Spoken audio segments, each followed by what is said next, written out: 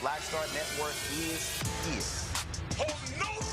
I'm real revolutionary right now. Black power. Support this man, Black media. He makes sure that our stories are told. Thank you for being the voice of Black America, Roland. Stay black. I love y'all. All momentum we have now, we have to keep this going. The video looks phenomenal. See, there's a difference between Black Star Network and Black-owned media and something like CNN. You can't be Black-owned media and be scared. It's time to be smart. Bring your eyeballs home. You dig?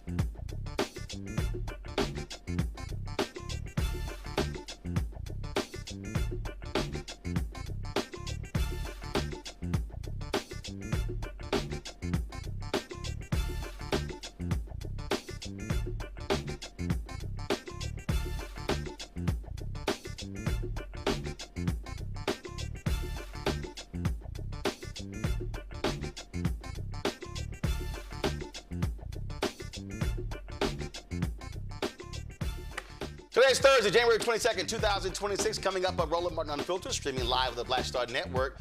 Lawmakers in Mississippi are taking a stand against national voter suppression tactics stemming from recent Supreme Court decisions that were going to implement a new state-led Voting Rights Act. We'll talk to one of them. The White House, how stupid they are. First of all, the Department of Homeland Security, they arrest black activists and journalists in Minneapolis, Minnesota. Well, then the White House sends out this post of one of them that was AI generated showing that she was crying when she wasn't. Yeah, that's how stupid these people are. Also, Trump and his administration continue to pose threats to American national security, making alarming claims about seizing foreign countries and leaders, promoting false narratives of massacres, rewarding unqualified loyalists. We'll talk with former National Security Advisor Susan Rice and, of course, former ambassador to the United Nations about all of this drama. Capitol Hill has been heating this week with Democratic representatives lighting into Republicans. Wait till we show you Congresswoman Ayanna Pressley and Congressman Joe Neguse in the show. In North Carolina, Barbara Scotia College has secured a significant legal victory that has reignited momentum for the historic HBCU's revival. However, the college president says they're running out of money. It's going to be hard for some of y'all, but I'm going to explain to you why it's time for them to shut down. It's time to bring the funk. I'm Roland Martin Unfiltered, the Black Star Network. Let's go. He's got it. Whatever the miss, he's on it. Whatever it is, he's got the scoop, the fact, the find. And when it breaks, he's right on time and it's rolling. Best believe he's knowing. Putting it down from sports to news to politics. With entertainment just for kicks, he's rolling. It's on go, roll, y'all. It's Roland Martin, yeah. Rolling with Roland now. He's funky, he's fresh, he's real, the best, you know he's Roland Martin now.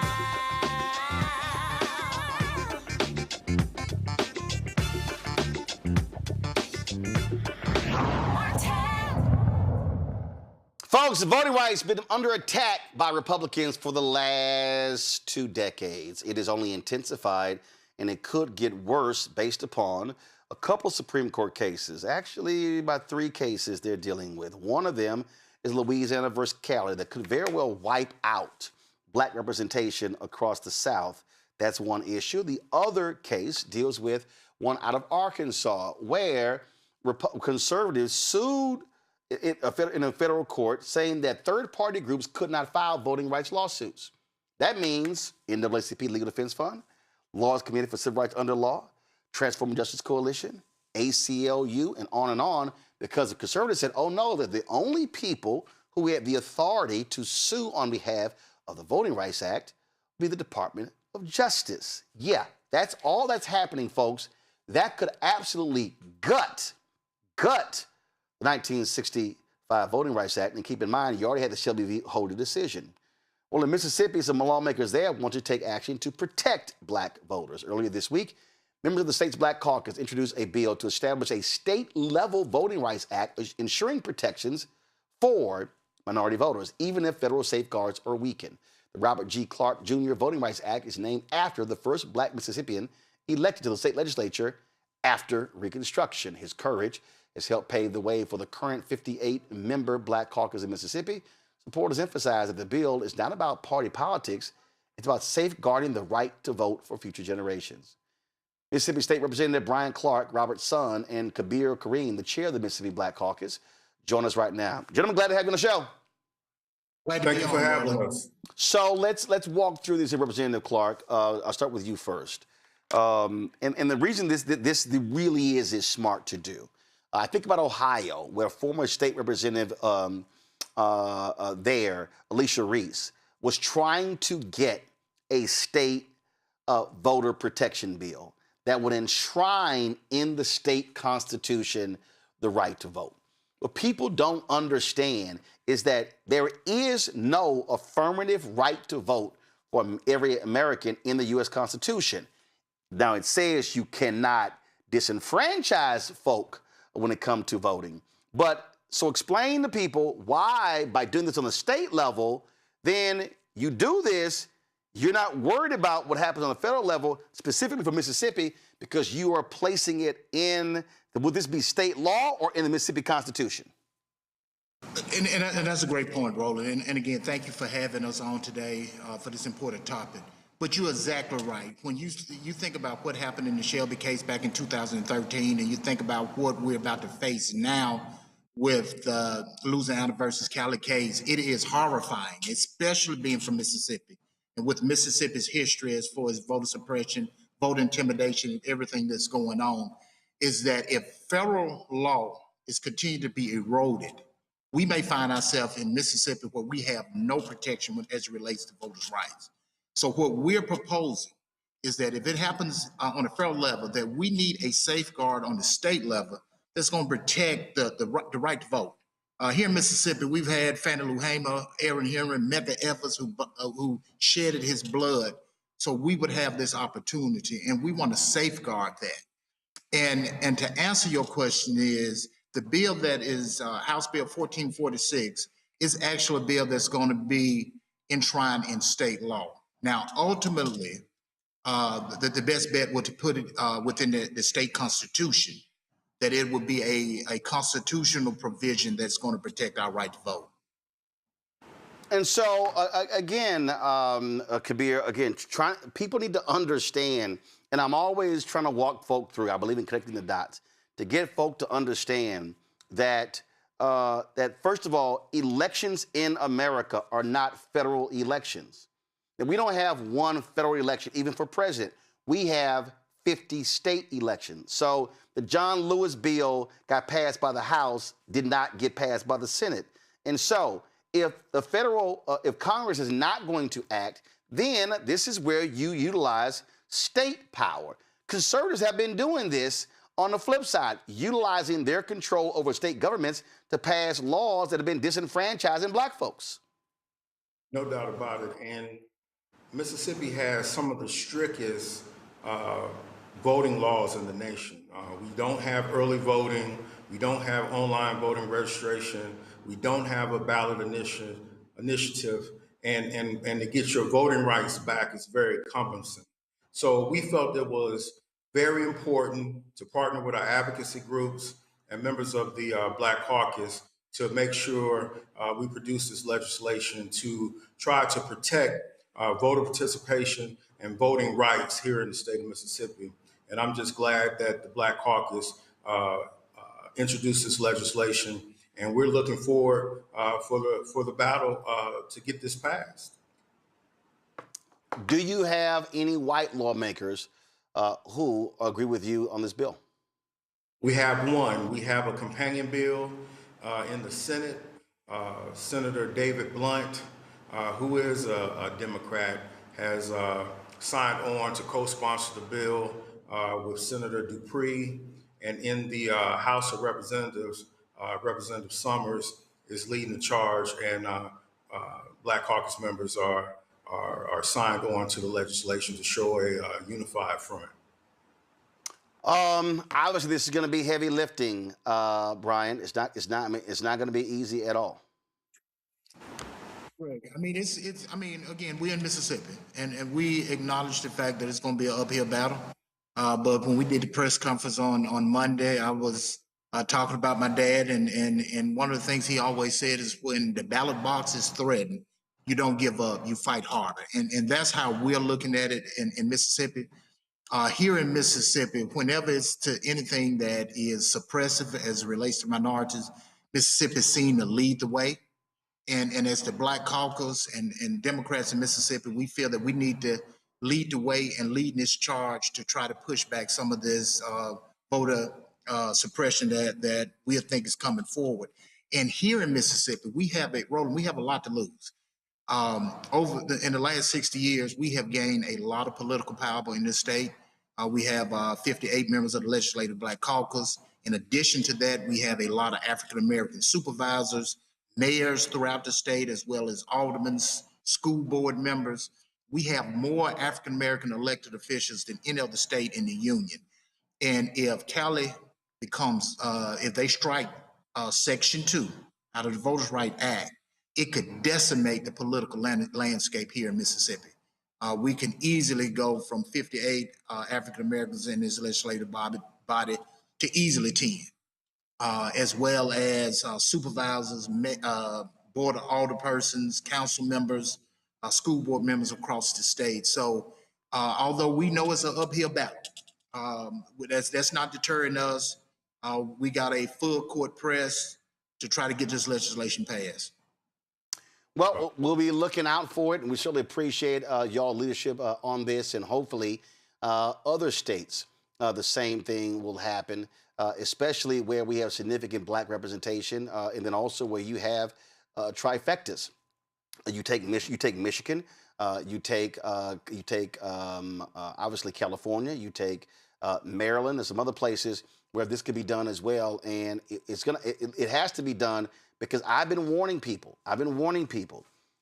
This Louisiana versus Cali decision, this is not just about CBC members. And we're talking about that could wipe out 19 or 20. This is going to go all the way down to state reps, state senators. It's going to be commissioners, county commissioners, city council members, school board districts. People have no idea what the impact is going to be, and based upon this court, and we have no confidence that this Supreme Court is going to side with righteousness in this case. They're going to rule in favor of these hardcore right-wingers.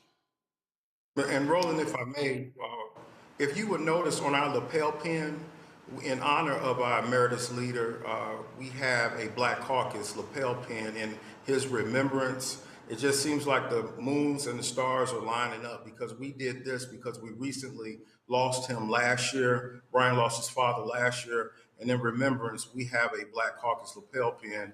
I don't know if your audience can see it, but it's in remembrance of Robert G. Clark. And we stand on the shoulders of a caucus of one with him in 1967 to now a caucus of 58 members here in Mississippi. And we're just proud to honor him. And this Voting Rights Act is also another catalyst in his name that we will forever be grateful for him, because without him, there will be no us. All right. Gentlemen, I appreciate it. Thanks a lot. And thank you, Roland, for everything you do. All right. I'm going to bring in my panel. Joining me in the studio, Randy Bryant, entrepreneur, author, speaker out of Washington, D.C. My man switched. There you go. Show Randy. Thank you very much. Dr. Greg Carr, Department of Afro-American Studies at Howard University out of D.C. Glad we'll be later joined by Reese Colbert, the host of the Reese Colbert Show out of D.C. As well. Greg, I want to start with you. You said on a previous show that we have to be thinking about other strategies and not solely focus on the Voting Rights Act. You talked about other federal legislation. This is a perfect example. How you can utilize state power to achieve the same result. Sure, it's not national, but you're using power wherever you have it. That's right, Roland, and thank you for having Brother Kareem and Brother Clark on, because that's a very insightful conversation you had, albeit a short one, but very potent. Yeah, you know, I say this all the time. The United States is not a nation. It's a country with a lot of different nations in it. These are not right-wingers. These are white supremacists, and I embrace them on their principle. They are fighting for their way of life and for their lives, and I embrace that because it is a dying strategy. The United States of America is not going to continue to exist in its current configuration, and I think federalism, now that they've caught the car and control the federal apparatus, is going to be one of the main reasons. Domestically, internationally, the United States, everybody's constructing superhighways to evade the United States, and I embrace that as well. What you just showed in Mississippi, and when Representative Clark mentioned in passing that the way to do it ultimately is to get a change in the state constitution, I think that's really what's going to ultimately succeed. And when they do that, in Mississippi, they had a voter ID referendum in 2011, some other things. They have to have over 107,000 certified signatures to get something on the ballot for a constitutional convention. They have to get 12% of the total voters in the last gubernatorial election. That's the number of signatures they have to get. And they have to have at least, I think it's maybe 12%, no, they have to have, I think, 40% vote for in each of the 5 congressional districts. And then ultimately they have to have 40% of the total votes cast, the number of votes in favor. They put up a lot of roadblocks, but if you get it at the state constitution, the hillbillies are going to then go to the state Supreme Court and challenge it, and they may overturn it there. But the point of the point of all this, and the conversation you had, is very important to understand. Mississippi is very nearly majority black. This is where people who say, well, what can I do, have to now get off your booty and get involved. The federal government is going purebred fascist. The ICE, Gestapo, all this is here.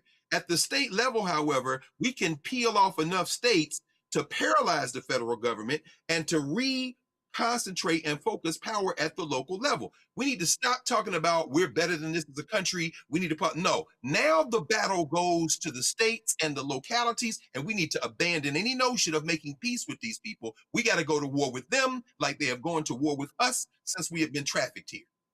Randy? Exactly. When he says go to war, that's the issue right now. I don't think people understand it's a war. And we need to understand that they have laid out what they're going to do. They're doing it. And so how do we win? How do we fight back? And if we have to do it, not just on the federal level, say state level, let's get creative, let's get strategic, and have conversations where then figure out how we beat these white supremacists who are attacking everything about democracy and certainly attacking black people. All right, then. All right, folks, hold tight 1 second. We come back, lots more to talk about. America celebrating 250 years, but they already are removing exhibits when it comes to slavery.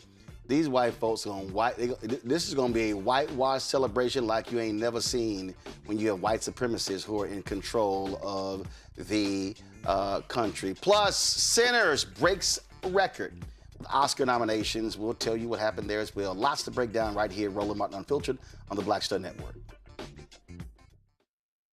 Next on the Black Table with me, Greg Carr. America is being reshaped in real time by a group of 6 people, unelected and without any checks and balances. By the end of the current Supreme Court session, education, the workplace, who gets to elect our leaders, and so much more could radically change. This week, we reconvene our legal roundtable and look at what the new America may look like and how we should respond.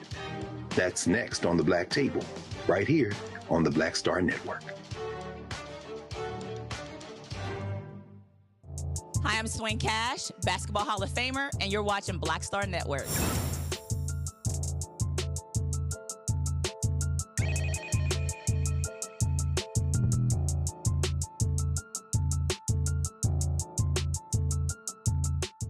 So, folks, you understand the whitewashing of history. Now, we know Trump and MAGA, they've been throwing out books and things along those lines. But one of the things that they have decided to do, let me plug my iPad in here. The National Park Service, they're dismantling exhibits at the President's House in Independence National Historical Park. I'm going to show you this here. This is a video that is on Twitter. Check this out. Slavery exhibits removed from Philadelphia's Independence National Park. You see right here, I'm going to go back here. I'm going to zoom in on this. So you see the dirty business of slavery. This is happening all around the country. They are desperately trying to wipe away history.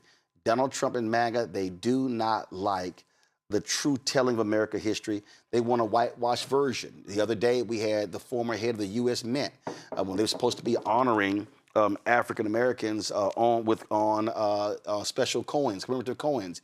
They removed Frederick Douglass. They removed Ruby Bridges because they don't want that to happen. This is who these people are. They are challenging the Smithsonian exhibits as well, because they're claiming everything is DEI. They want to claim that, oh no, it's about patriotism and celebrating that. They do not want to tell the whole story of America. And that's the thing here, Randy. And what we have to understand, it's going to happen all year. There's going to be a white celebration of America's 250th anniversary, not a real American celebration. Well, they consider American and Americans them. They consider America for white people. We're seeing that all the time. And it's easy for them to roll back programs like DEI because they're erasing the history that required us to have programs like DEI. They would like to act as if there was not segregation, there was not racism. They would try to act as if we didn't need civil rights. Like all of these things came out of the thin air because we're victims and we're always asking for something. They are creating a fiction of what America is. And this is not new, though. I mean, yes, it's worse right now, but if you think about the history books that have been created, they never really taught us the real history anyway. So this is what they do. They're made-up holidays. I mean, hell, starting at Christopher Columbus. So they continue with their lies. And they're masterful fiction writers. Greg, I posted this on my social media the other day, and I played this clip many times, and I keep telling people, if you need a 33-second lesson of the United States, all you got to do is play this scene from the 2006 movie, The Good Shepherd, directed by Robert De Niro. And this is Matt Damon playing a WASP CIA agent and Joe Pesci playing an Italian mobster. Let me ask you something. We Italians, we got our families and we got the church. The Irish, they have the homeland. The Jews, their tradition. Even the niggers, they got their music. What about you people, Mr. Carlson? What do you have? The United States of America. The rest of you are just visiting.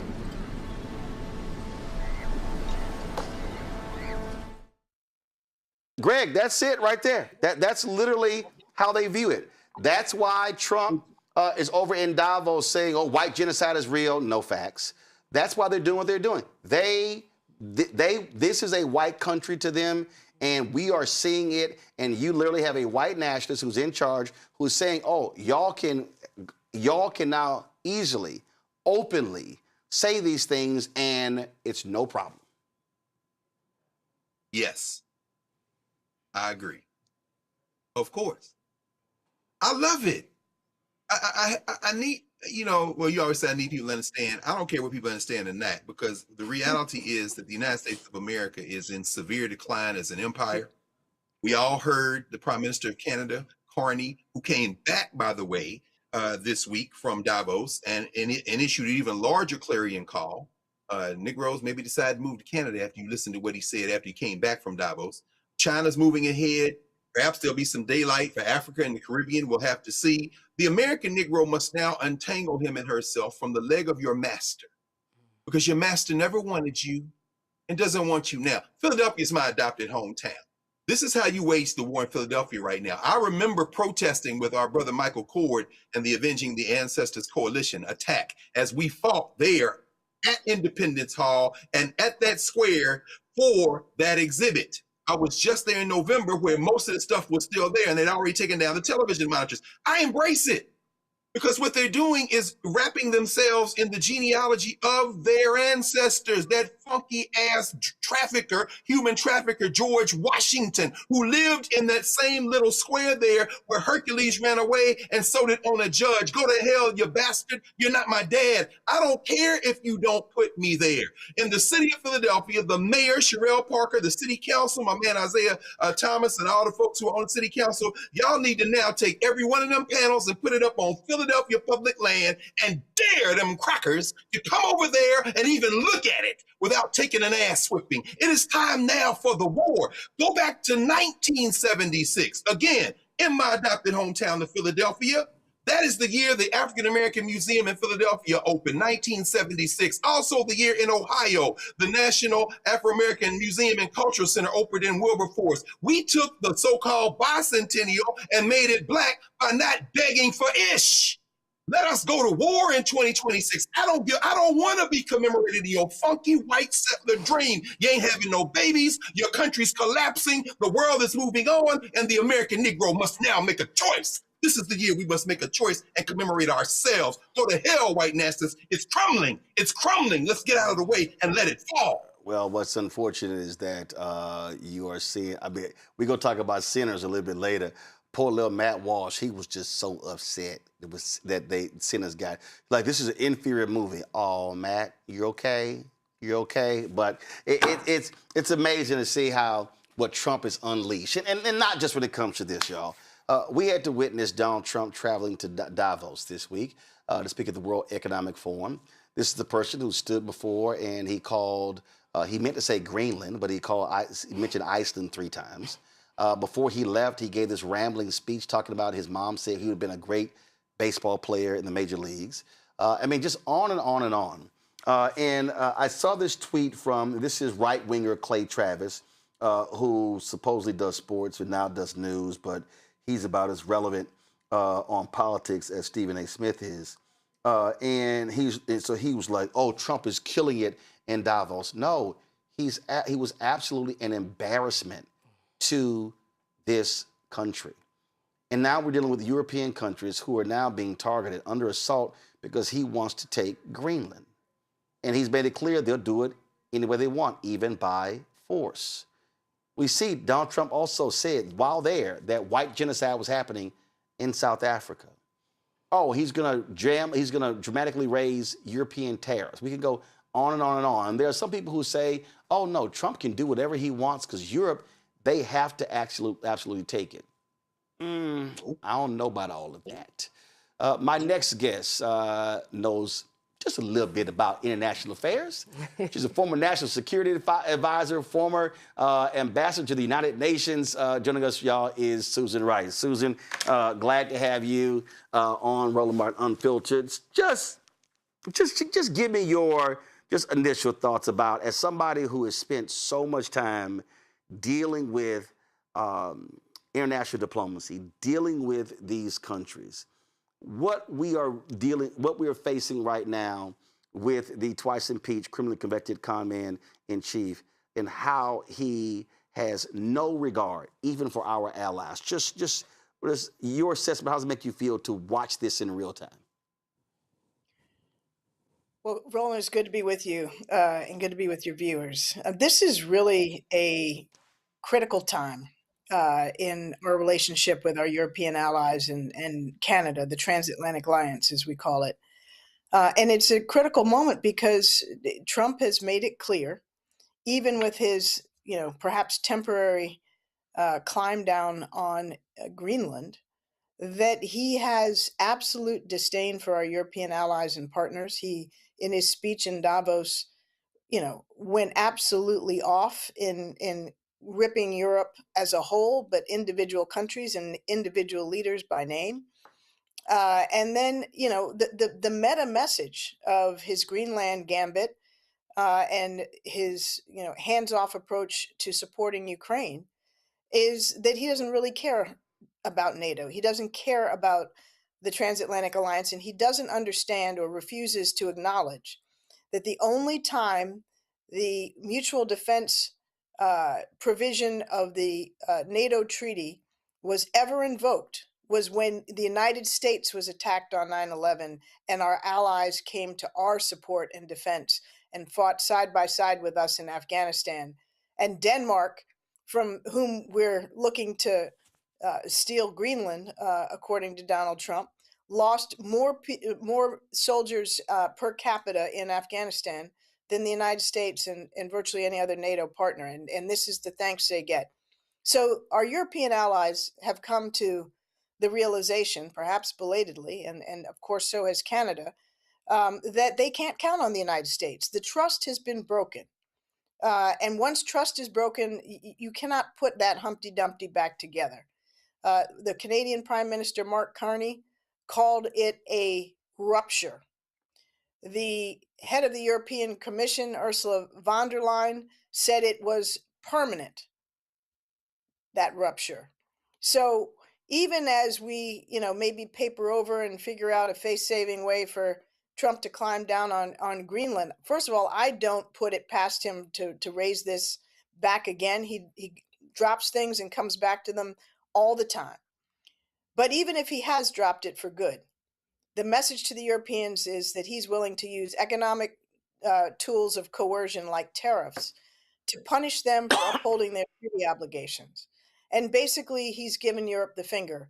And the only person on the planet who benefits from that is Vladimir Putin. It's the greatest possible gift we could give Putin and Putin's Russia, which has aspired, ever since the fall of the Soviet Union, to dismantle NATO.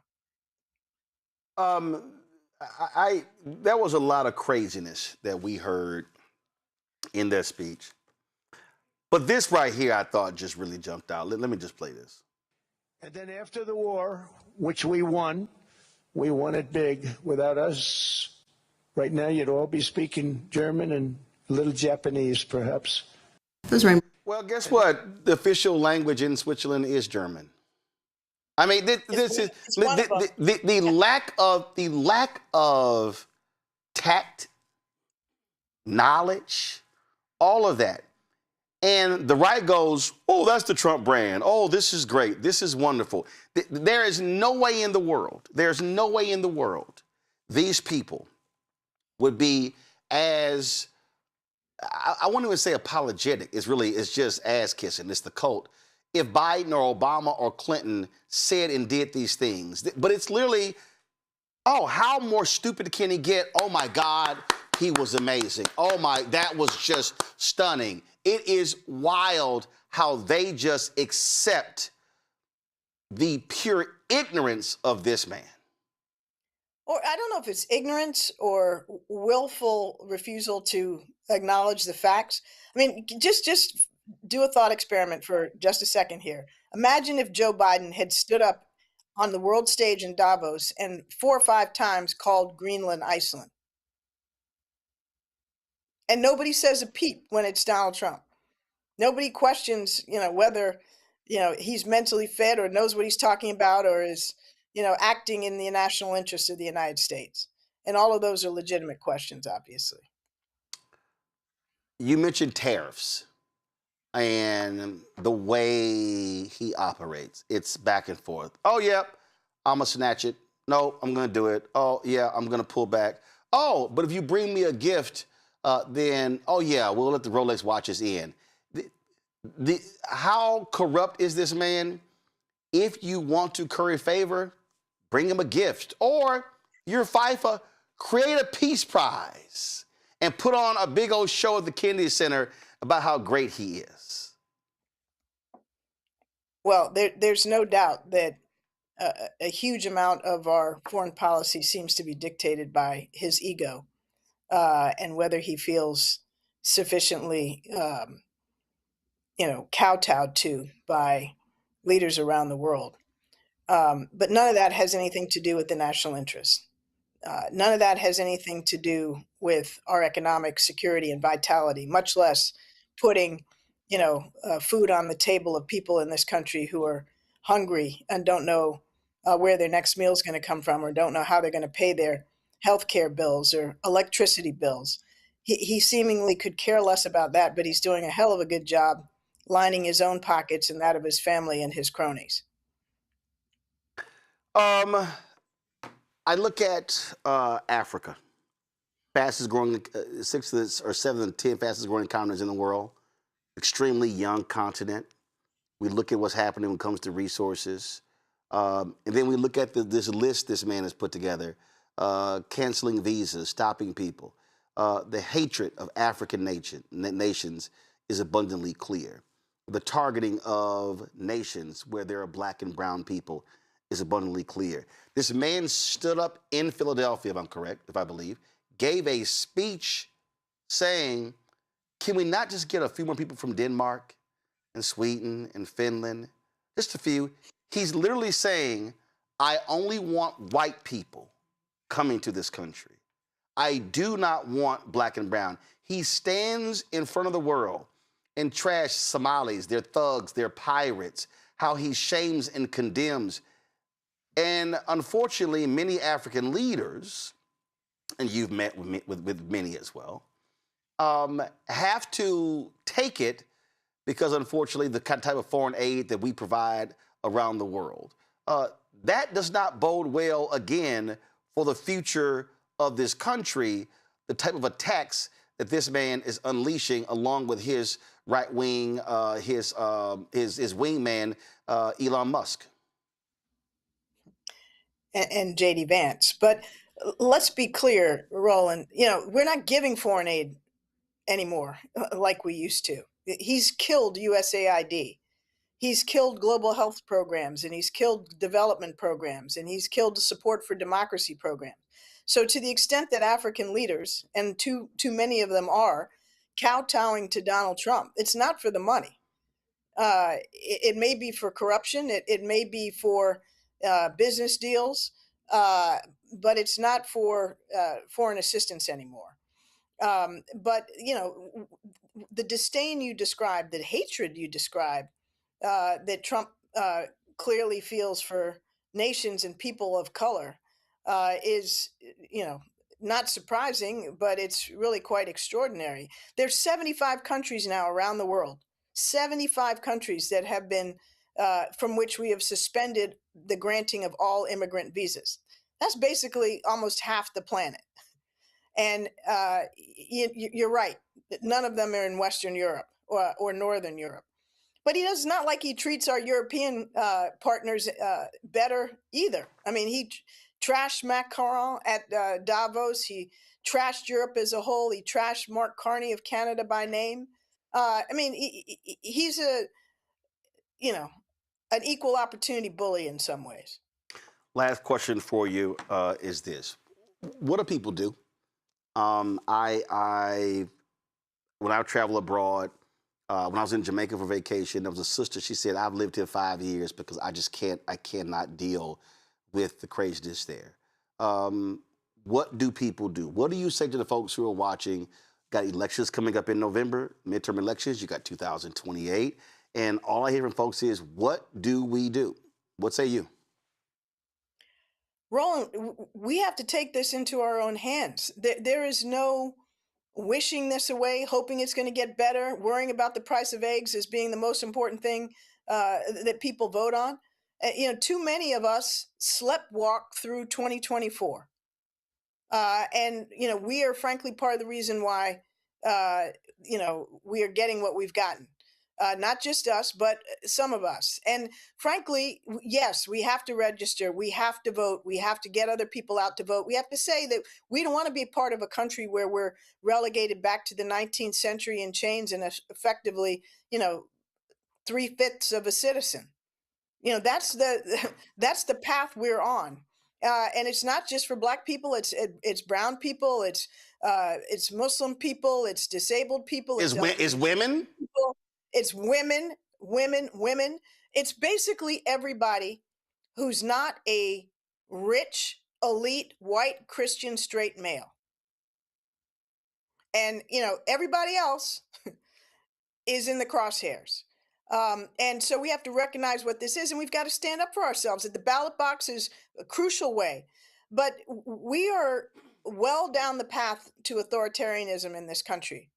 When ICE can come to the door or the car of a U.S. citizen with no warrant and rip them out, sometimes in their underclothes, and disappear them, deny them access to legal counsel or their family or whatever. That's what's happening around this country, not just in Minnesota, but all over the country. That is no longer a country in which the rule of law predominates.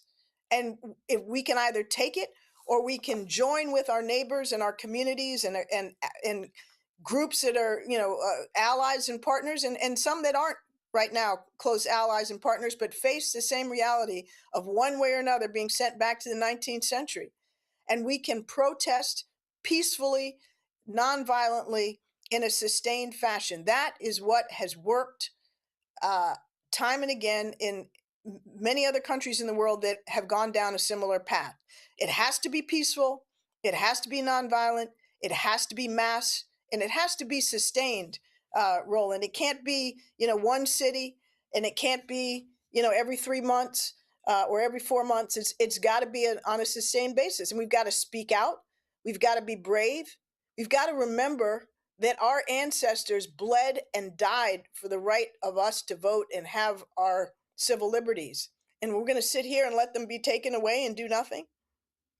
It's time we recognize, what's at stake, and conjure a little John Lewis energy, and stand up for our rights, and bring others along with us. Because if we don't, they won't be here for long. Susan Rice, we appreciate you joining us. Look forward to having you back on the show. Thanks a lot. Thanks, Roland. Good to be with you. Likewise. I'll go to my panel. I'm going to go to Reese first. You know, Reese, you say United States across the world. I mean, folk just roll your eyes. You go to other countries and then you tell them where you're from. They're like, oh my God, we got to pray for you because y'all got a madman. I mean, this man is absolutely and utterly insane. And you look at these nutcases on the right, they just go, bravo, bravo. He's amazing. Well, he's dumb like them. I mean, this is the most incompetent, stupid motherfucker that we could ever imagine representing us on the world stage. You know, Davos is normally just a bunch of rich people getting together, you know, talking about AI or whatever the situation may be. And it has turned into this catastrophic, like, world crisis summit now, where you have everybody trying to play defense and offense, and you have leaders trying to establish a new world order, which I would argue that the world order was always established at Davos and with all these wealthy people getting around smoking cigars and drinking whiskey. But it's all out in the open and nobody can turn away from it. Unfortunately, I don't think that this country really understands the severity of the damage that Donald Trump has done to the credibility of the United States. We should not be in 2026 relitigating a treaty that has worked damn fine since 1951. But what this man is doing is showing that this country has gone off the rails. There is no such thing as a check and balance on Donald Trump. He has surrounded himself with dumbass sycophants who are equally unequipped to challenge or to face the challenges that we have. And unfortunately, we have a president that wants to manufacture problems. And then when he gets a non-solution to the problem that didn't exist in the first place, he says mission accomplished, like he's W on a ship. But the reality is the only thing he's accomplished is further weakening America. Now, I personally happen to think that that is the point for him. I don't think that he's an agent of the United States. I think he's an agent for himself, for his wealth, and for whatever is going to line his pockets. And so he does not have anything invested in making America stronger. And every single move that he's made points to that. And that's the only reason why any of this would make any kind of sense. I mean, if you want to hear insanity, listen to this, y'all. This shows how insane this fool is. And you can put that genius to work. And it's an honor to do it. In a way, I'm jealous. In a way, I'm upset. There are a couple of people in the room, I can't stand them, and they've become very rich. There's nothing I can do about it. I would screw them if I could, but I can't do it, right, Dina? I can't do it. I would if I had a chance, if I could just take them and say, that's how stupid these people are. They're like, oh no, that's Randy. Like, oh, that's funny, that's cute. Oh my God, he actually said that. I mean, oh, that was just so cute of Don saying that. He spoke, and former Vice President Al Gore, who actually has a Nobel Peace Prize that was given to him. Right. It wasn't a gift from somebody else. He was on CNN talking to Caitlin Collins, and let's just say he didn't hold back. Yeah, well, thank you so much for standing, obviously, outside the room. And I would love to know what you thought of the president's speech, given you are obviously a very prominent U.S. policymaker. And what did you make of hearing it from the U.S. perspective, given so many of the European friends that are in the room? Well, I think it was a classic Trump performance. I would hate to be the fact checker that had to go through that speech. But I think there was one element of the speech that I would interpret as a positive.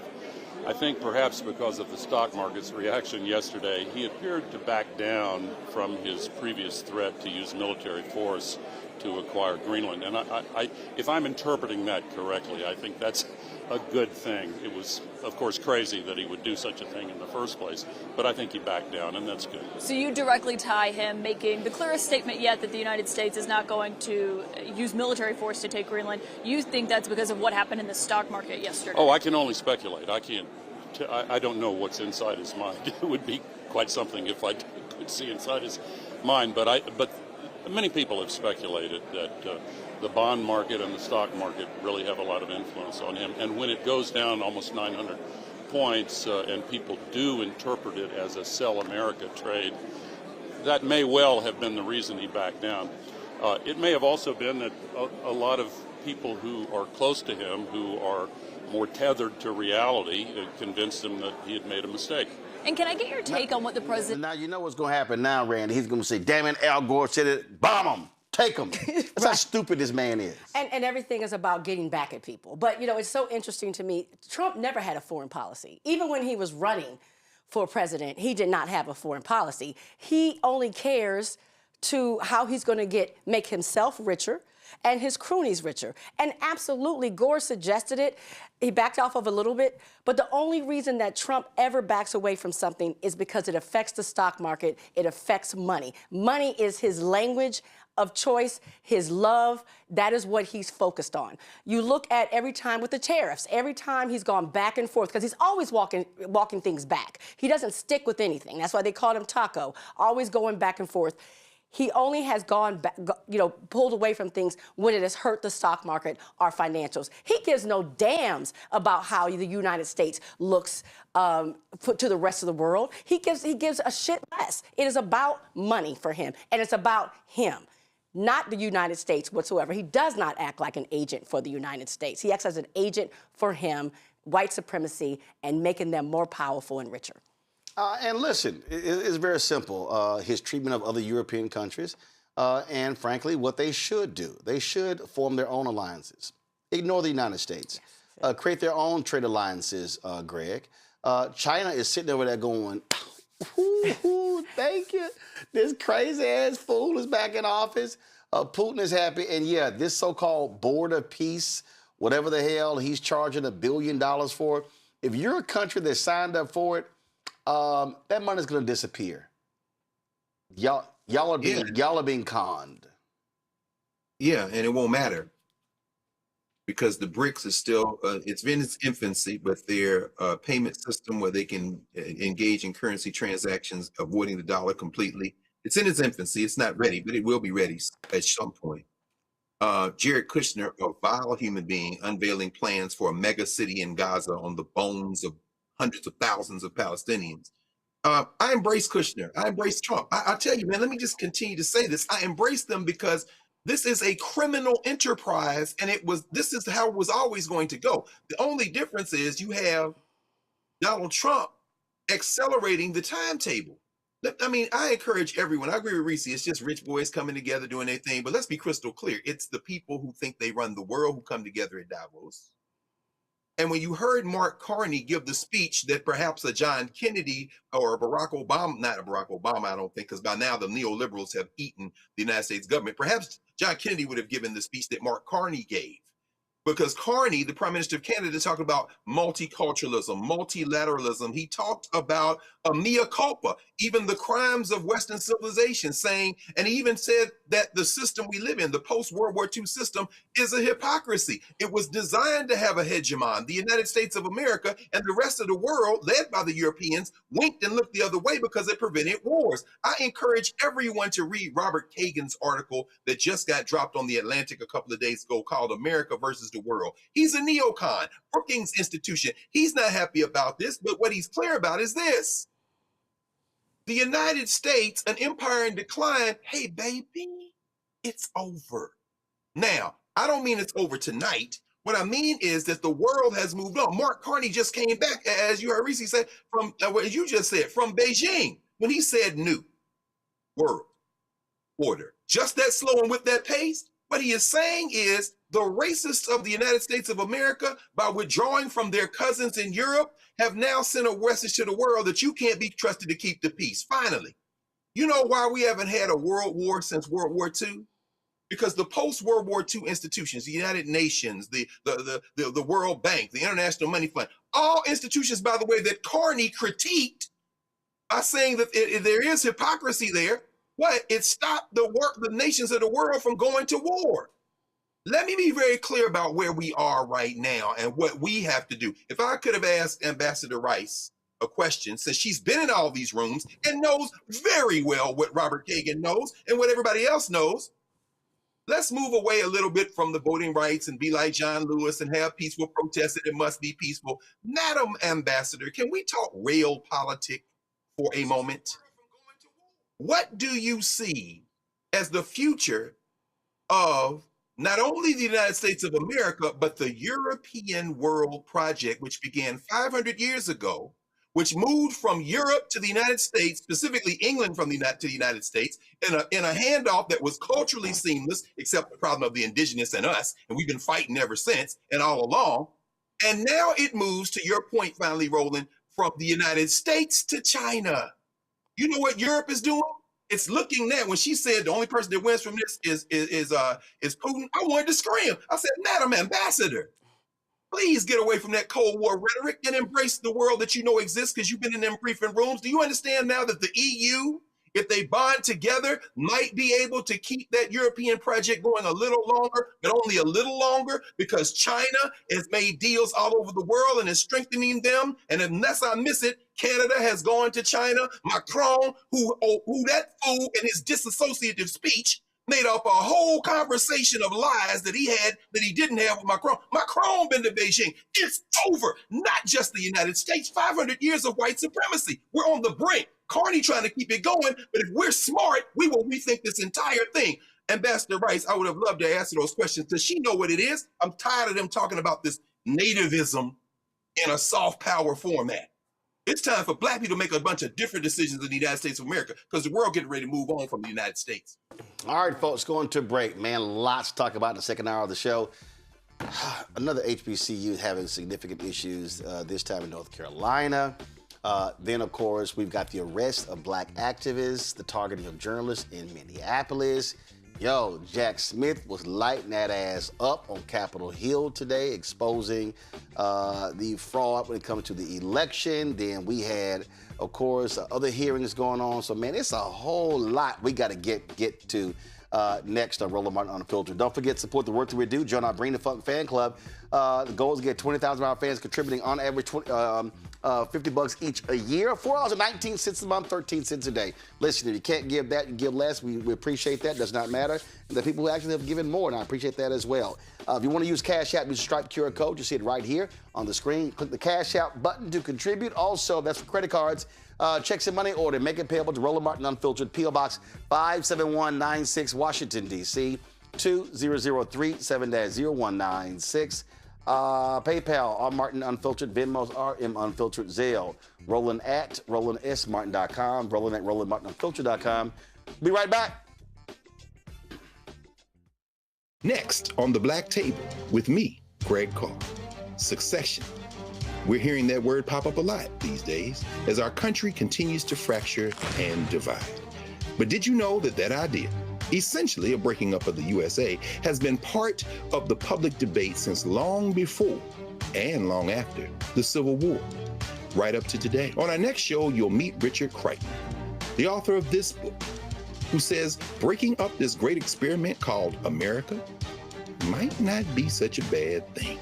That's on the next Black Table, right here on the Black Star Network. How you doing?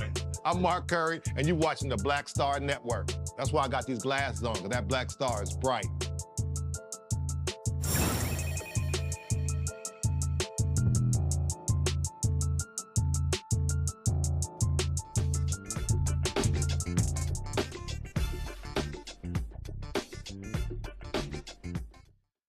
All right, folks, another HBCU having major issues. Barbara Scotia College emerged from a 3-year-long tax battle. And now the president dropped a video saying school's out of money. Barbara Scotia College President Chris Ray shared a video explaining the dire situation facing the HBCU. To all the Sabre family, friends, I am President Chris Ray, the 20th president of Barbara Scotia College. One of the things that has allowed me to, I believe, be as successful in this journey as president of this institution that we are working on trying to bring back alive is transparency. And I don't know any other way on how to lead as a leader. But today is probably one of my toughest days as the president of the college. Now, I know many of you have been seeing the news articles, all the wins that we have been having, all the work that we've been putting in for the institution. It's been an amazing 2.5 years. But I will tell you that it has been also a true struggle in raising money. No, it's not easy raising money for an unaccredited institution. But the alumni have done an amazing job of stepping up to the plate. Individuals who believe in the mission of what we're doing, the friends and supporters of Barbara Scotia College. But today is probably the toughest financial day. We have completely run out of money as an institution. Many of our students, they who have decided to come and be on this journey with us, many of them, they have struggled to pay because they don't have access to federal financial aid yet. And it has been truly a challenge for them. Some of our major donors that we had relied on from in the past did not come through this end of last year and this year, early part of this year. And so we are in a really, really, really, really tough place. I can't keep on doing the work. I can't pay staff. The majority of my staff are volunteers, but there are a few folks, including myself, no one's getting paid this month, and that's being transparent.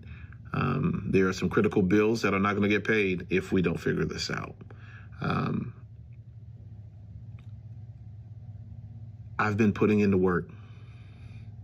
Our alumni base is small, so we don't have the folks who can give us the millions and drop the big checks, but they've been faithful.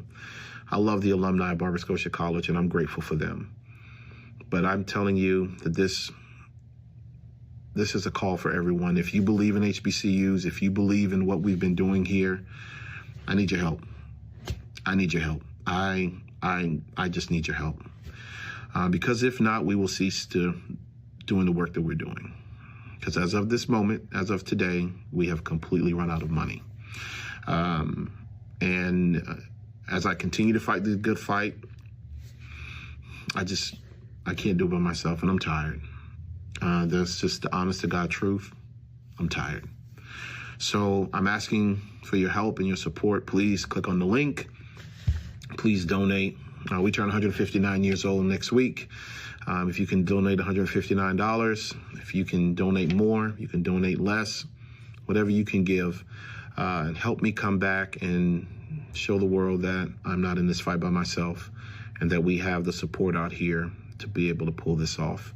The next phase for us is applying for accreditation. To apply for accreditation, we need to have at least $250,000 in the bank to apply for accreditation. But right now, I just want to focus on this new battle, which is to get through the month of January. And we will keep on fighting until I can't fight no more. Thank you. Thank you for your support. Please share this video. And I want to watch God work. Thank you, guys.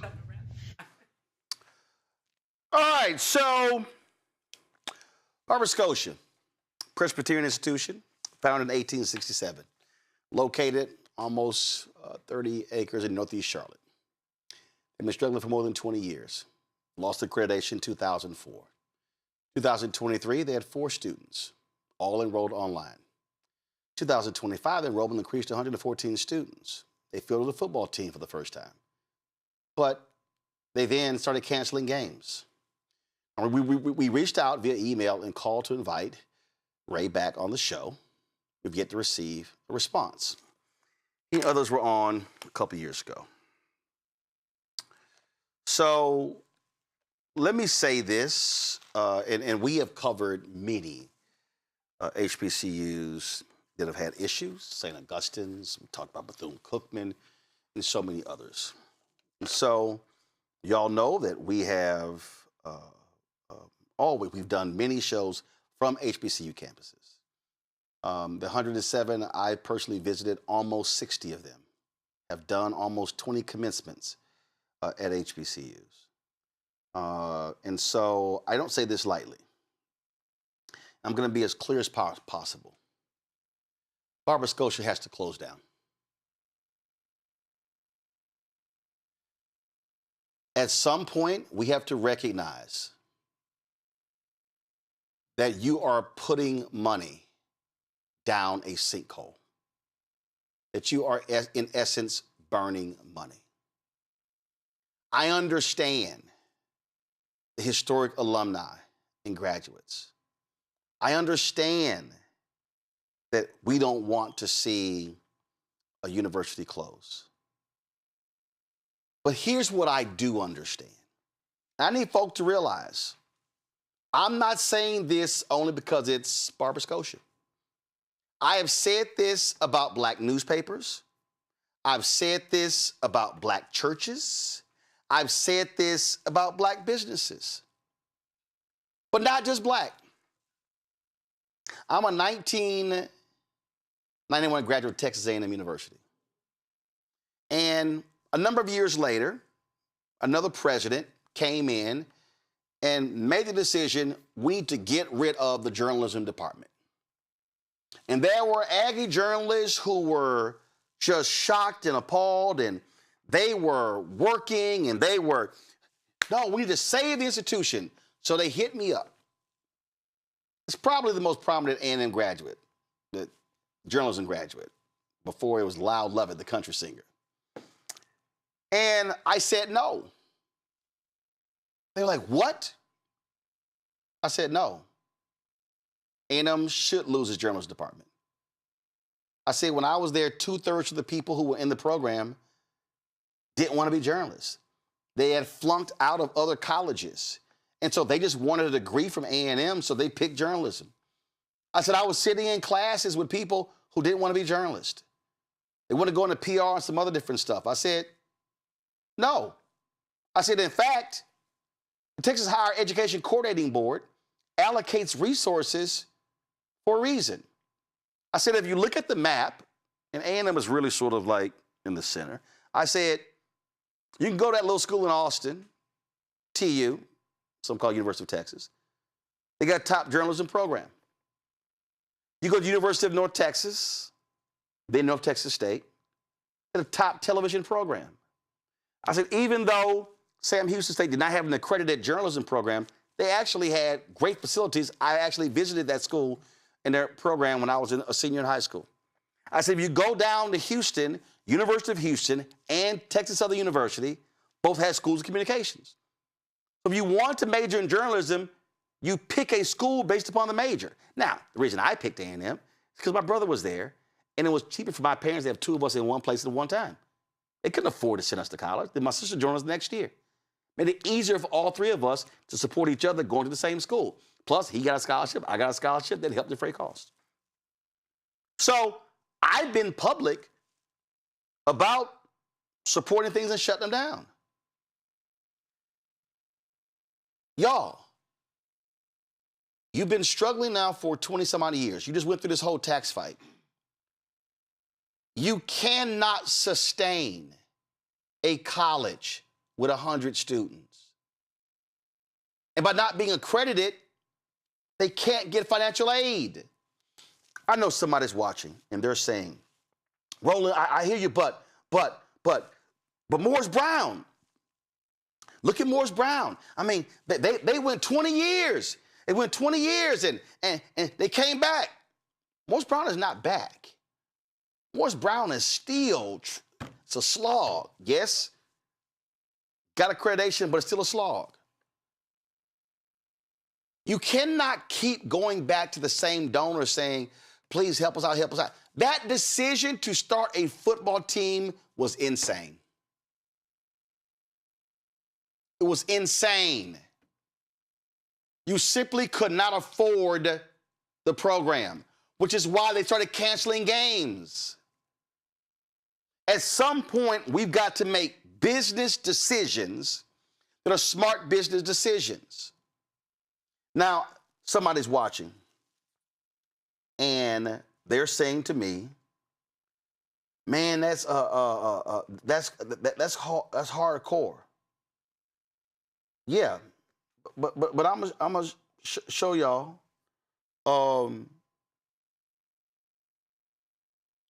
There's a university in New York City. it was called the College of New Rochelle.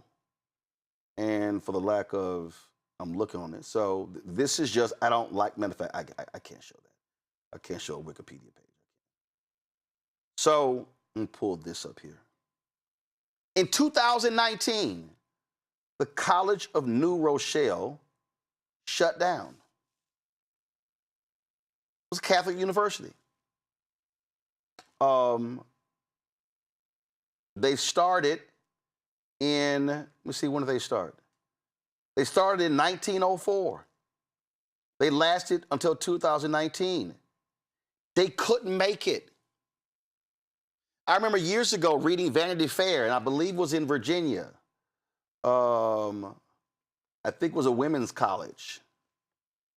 Shut down. There have been other HBCUs that have shut down. Recently, we saw a predominantly black school in Indiana that shut down. 2015. Hold on, pull it up. Sweetbriar Marks. Yo, this was a major institution in Virginia. They shut down. I saw one story that said they expect some 400 colleges to shut down over the next decade because of declining enrollment. So if we are going to ask our folk to support HBCUs, then we've got to be supporting those institutions that actually have a chance to survive on the path to thrive. And I did not callously decide to do this commentary. But if you listen to the voice of the president, it sounded like a hostage video. He was defeated, deflated, and you can't just keep going back. He said, we're gonna need a minimum of $250,000 to try to get our accreditation back. There is no guarantee. And so if I'm going to ask African Americans to drop $250,000 or $500,000, it makes more sense to put those resources in a school that can survive. And I know, and I've had people at Barber Scotia who've emailed me, and we're trying to bring it back, but y'all, we have got to have some real conversations, because a lot of our institutions, and I'm not just talking HBCUs, a lot of our institutions are financially in trouble. Y'all have heard me say, because of the anti-DEI attacks, right now, there are a lot of black nonprofits. There are a lot of black-owned newspapers, a lot of black media outlets. There are a lot of our so-called black businesses, which really are consulting businesses, which really is me, only one person. Those folks ain't getting contracts because of what's been drying up. And so how do we have real conversations about capacity building in our community when we're trying to keep everybody alive and you can't? And so when I'm looking at nonprofits, I'm looking at other entities, do you know what people do? The first thing they do is they assess the financial health and viability of the institution. And Barber Scotia put together this strategic plan in 2022. Y'all, I'm sorry, and I hate to say it, some things have to come to an end. And I remember reading Vanity Fair. I remember reading the article on Sweetbriar College. And the article talked, y'all, this was a 2,847 acre campus. And the Board of Trustees declared this. They cited insurmountable financial challenges. Now, if you telling me that a white women's college that was nearly 3,000 acres, that had significant alumni, could not survive. And look, it said right here, Sweetbriar cut its tuition, fees, and room and board cost by a third in 2017. couldn't survive. They invested in the campus and athletic facilities, couldn't survive. Developed a 3-year enhanced strategic plan, couldn't survive. Y'all, sometimes you have to bring things to an end. I'm gonna go to my panel, and I'm gonna start with you, Greg. It's hard to say these things, but sometimes black folk have got to just acknowledge a reality that's staring us in the face. Just your thoughts. Well, brother, again, there's a common theme emerging tonight. The American Negro has some difficult choices to make. In the shadow of Barbara Scotia, at another school there in Charlotte. I was muted. Sorry, am I? Okay, at another school in Charlotte in 1960, Johnson C. Smith, Dr. Du Bois gave a talk called Whither Now and Why. He said, these laws are going to change. There will be desegregation. And at that point, the American Negro has to make the real decision. He says the real decision is about race and it's about culture. Will we disappear into this American void? He said, this is what's going to happen. Your children are going to start making different decisions about where to go to school, and some of them will drop out together. Some of y'all are going to chase the white phantom. He said that in 1960 at Johnson C. Smith, another, by the way, piece of prime real estate that the developers in the Charlotte area have been licking their chops in addition to Barbara Scotia.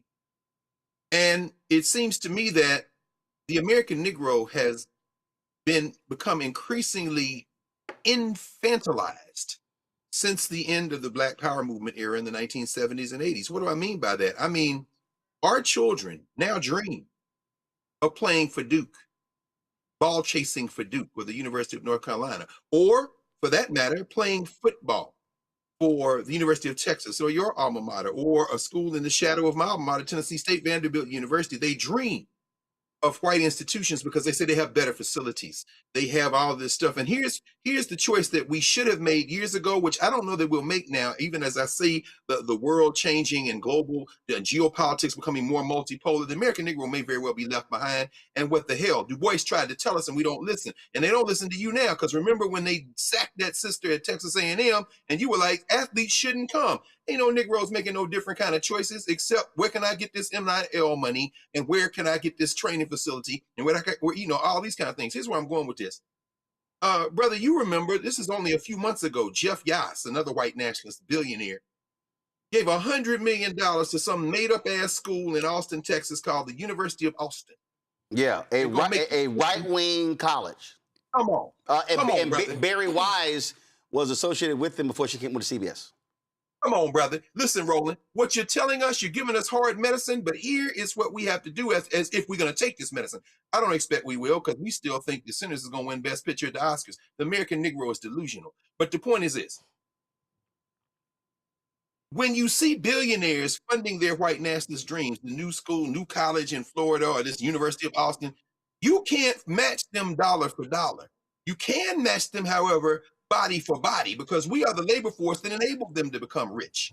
When a ball chaser decides that she's going to throw balls into a hoop at the University of Connecticut instead of going to Grambling, when a ball chaser decides that he's going to go knock people over in Tuscaloosa, Alabama instead of Tuskegee or Alabama State, I am putting the onus on his parents, on her parents and community, because you have trained those Negroes because they watched you to chase something other than your self-determination. Barbara Scotia may very well close, but the university I work at, Howard University, that may think for a moment it is safe, even as tuition soars past $60,000 a year, better go back and understand two things. Number one, as Du Bois said 40 years before he gave that speech in 1960, where he said some of these smaller Negro colleges need to consolidate and become feeders to the HBCUs that are larger so we can figure out how to create our own self-sustaining system. And here's the bombshell, friends. We talked about this last Thursday night at Howard. We did a panel called Reimagining Public Education. Go to Howard's website and go watch that conversation we had there. The university as a concept, my friends, is dead. It's about to die. the AI revolution, the disruption, all that's going to go. You can't keep charging people 20, 30, 40, 50, 60, 70, $80,000 a year for skills that they can develop without paying that kind of money, particularly the poor, and particularly when these billionaires are funding all their own pet projects, and you won't get off your booty enough to involve yourself in the political process so that their white nationalist friends that they paid for to be in the legislature steal your tax dollars to subsidize those slave plantations, particularly in the South, where your sons and daughters are chasing ball, while the HBCUs that surround those plantation schools slowly die. It's time for a choice, American Negro, but I might be like Du Bois. Shit, he went to Ghana and I might go too. Because the American Negro is a race of children at this point, if we don't make some different kind of decisions and make them soon. Let me say this, Sweet Briar College didn't shut down. I remember they announced the decision, but they made all these different changes to bring it back. And one of the things that they did was they looked at the land where the university was, and they reconfigured how they were using that land, something that folks have been talking about should happen at St. Augustine's with the land that they have.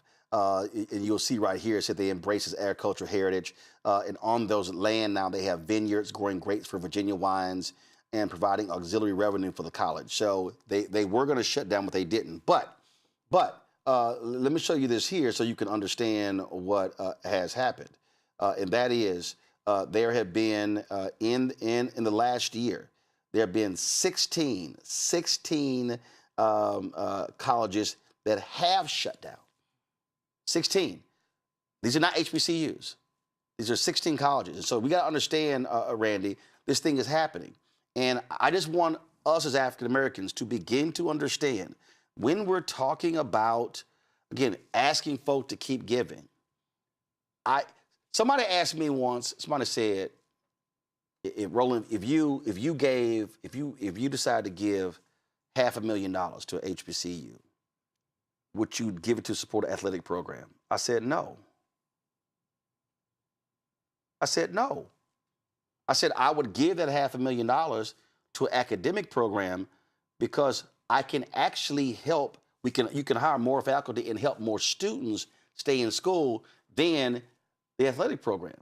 Those are decisions that you have to make. Right. When Talladega announced they were going to start a gymnastics program, well, Fisk did. They had to abandon it.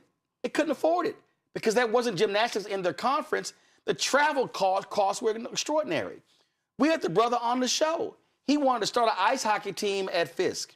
Okay, nice idea, but unless the hockey team is going to sit here and underwrite it, the cost to do a hockey team annually was more the entire Tennessee athletic budget.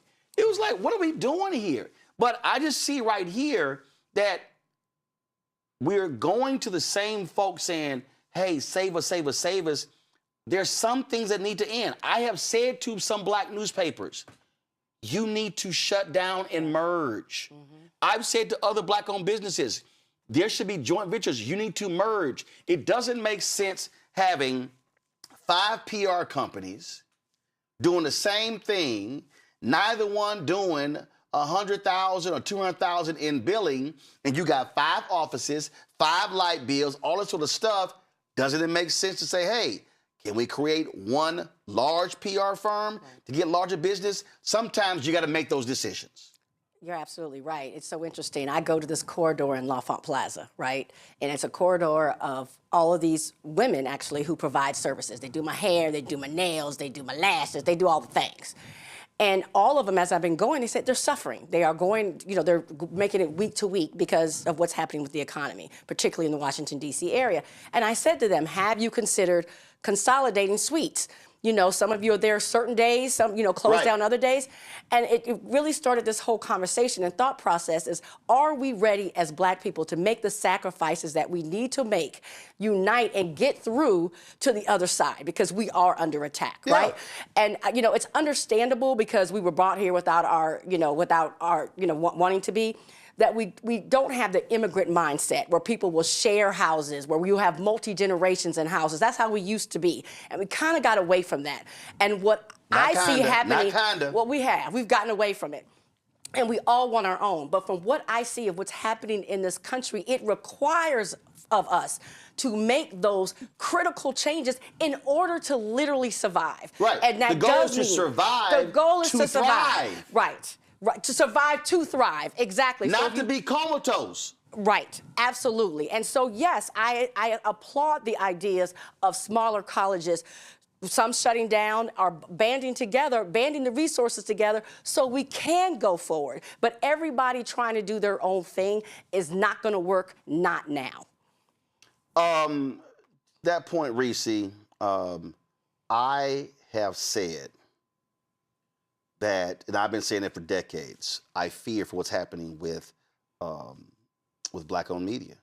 And I've said to a whole bunch of folk, I said, y'all, this whole anti-DI thing, it's hitting a whole lot of people. It's hitting a whole lot of people. And folks are not paying attention. Folks are like, and then now all of a sudden, I never forget, 2023, NAACP Image Awards. I was yelling and screaming. They were like, man, he talking too much. Why he so loud with this? And I said, y'all, DEI is dead. The panel's on DEI. I said, I'm telling y'all right now, the chair of the board was not even sitting 15 feet in front of me. I said, I'm trying to warn y'all. It's coming. Brace yourself. I said, we're going to see a wipeout in Black America. And folk thought I was joking. And now, folks, and now all of a sudden you're seeing it in real time. And so I just need people to recognize what's real. This is an Inside Higher Education report, Reese. Hold on, don't go to my iPad yet. This was in December 2025. And it said the colleges that could not survive in 2025: Northland College, St. Andrews University, Limestone University, Macomb College, Penn State Du Bois, Penn State Fayette, Penn State Mont Alto, Penn State New Kensington, Penn State Shenango, Penn State Wilkes-Barre, Penn State York, Siena Heights, the King's College, Trinity Christian College, Sterling College, Martin University. And then to jump to the list of mergers, click here. So if I click here, now all of a sudden it lays out these institutions. Look at this, Villanova, a significantly larger institution, will absorb Rosemont. So here's one of those things. There are other HBCUs that are there in North Carolina. Okay, what's the possibility? The campus is 23 acres. Okay, come on. Is there an HBCU, Reese, in North Carolina that could create a satellite campus there in Charlotte? So all of a sudden, if that institution acquires the assets of Barbara Scotia College, see, again, this is how the thinking has to be. But at the end of the day, if you cannot sustain yourself, you figure out a way to maintain your history by, again, merging or being acquired, but to keep asking people to say, please keep getting, that's not, I'm sorry, it's not going to work because it hasn't worked. Right. Yeah, a legacy is not going to be enough of a value proposition. The value has to come in the actual value, the return on the investment. And so part of it, you would like to think that education, you don't have to make those financial kind of arguments, but you do. It's still a business at the end of the day. And so you have to evolve and you have to offer a value that makes people want to buy in. That's value for students to want to come and pay tuition, value for alumni so that they have something to invest in. And if you are not providing that value, which the proof is in the pudding, you have no money, then you have to rethink it. I don't think that it's incumbent upon us to preserve things that aren't providing value. It's not about nostalgia anymore. The real world is kicking our ass too much to be trying to preserve something just for namesake. It can't just be namesake. It has to be something substantive. Yeah. And there's no shame in evolving. There's no shame in merging. Sorry, somebody got to give up the title. Somebody got to give up the office. Somebody got to give up the prestige. Somebody got to give up maybe that salary. And you may not have the juice in this new hierarchy when you merge, but so be it. At some point, people are going to have to come to terms with that. But I do want to speak to your point about Black media as well.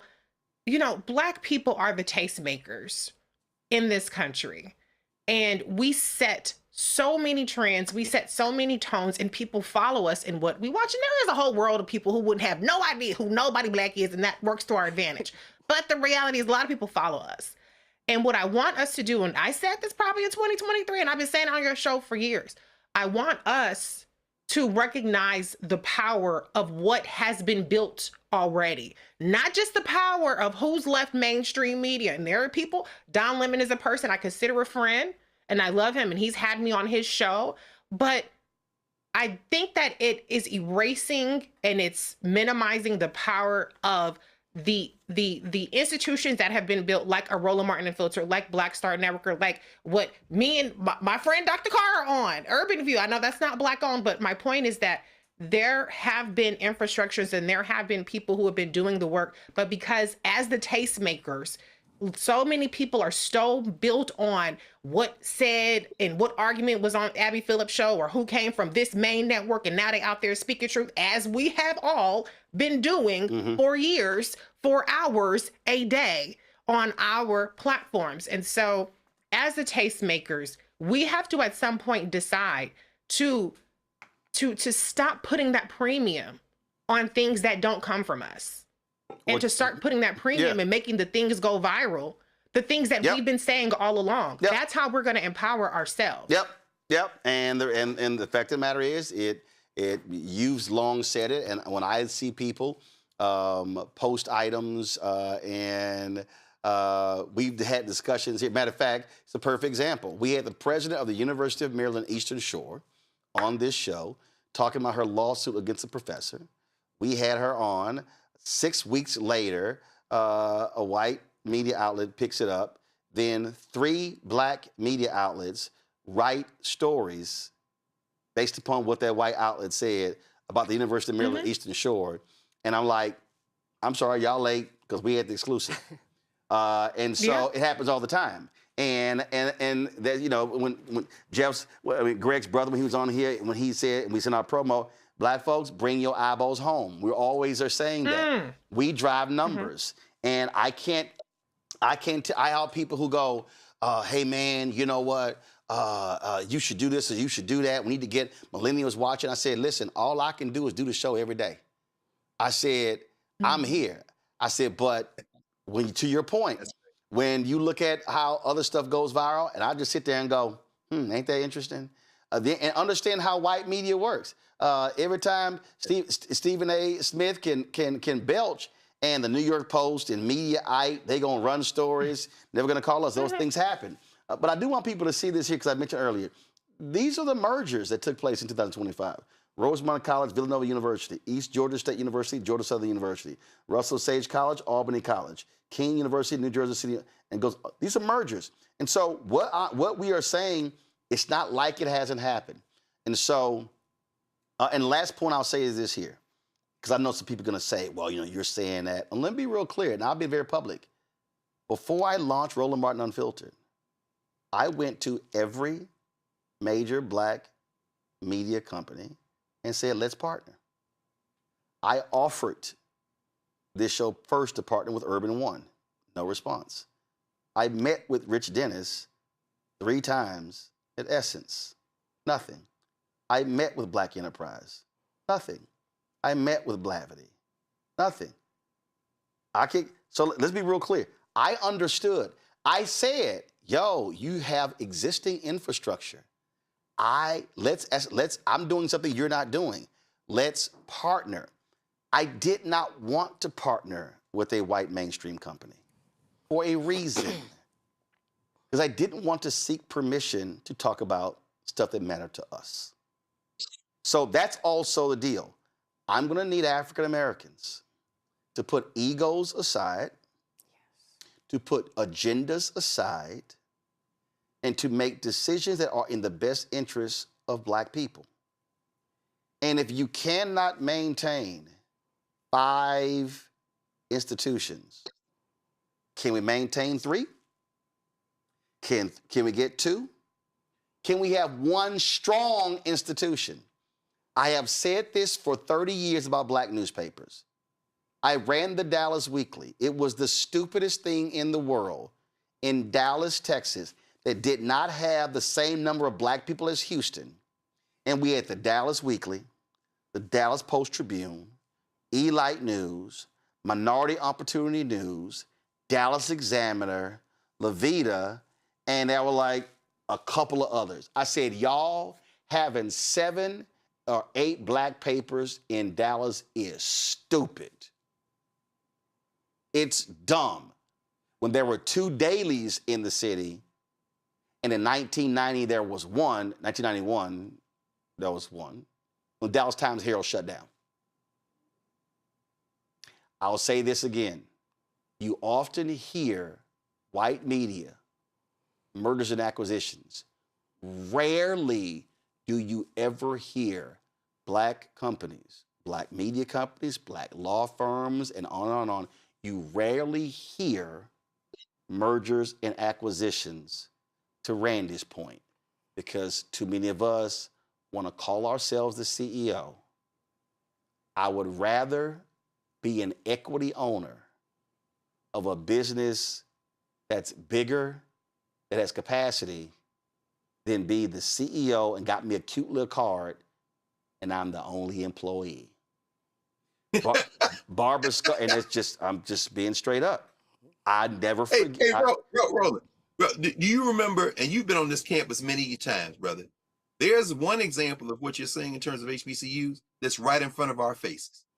In the fall of 1987, the Atlanta University, which is where Dr. Du Bois made his bones, the campus that is now occupied in part by Morris Brown, made a deal with Clark College, which back to 1869, because there was dwindling enrollment at the Atlanta University, and in order to stabilize themselves, they said, well, come into a closer formation. Within the next year, I think it was April 88, those two merged. Yep. How many times, Roland, have you been on the campus of Clark Atlanta University?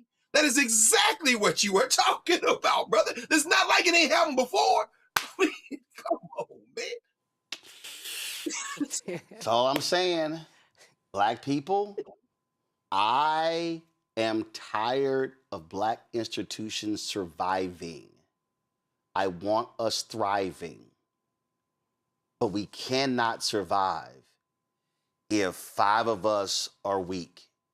You can't. It's simply not plausible. So we'll see what happens in Charlotte with the folks at Barber Scotia. Gotta go to break. We come back. I just love when Congresswoman Ayanna Pressley checks somebody, especially when you are a Negro working for Donald Trump. That's next on Roland Martin Unfiltered on the Black Star Network.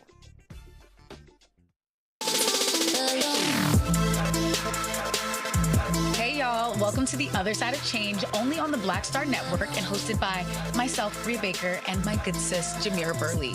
We are just 2 millennial women tackling everything at the intersection of politics, gender, and pop culture. And we don't just settle for commentary. This is about solution-driven dialogue to get us to the world as it could be and not just as it is. Watch us on the Black Star Network, so tune in to The Other Side of Change.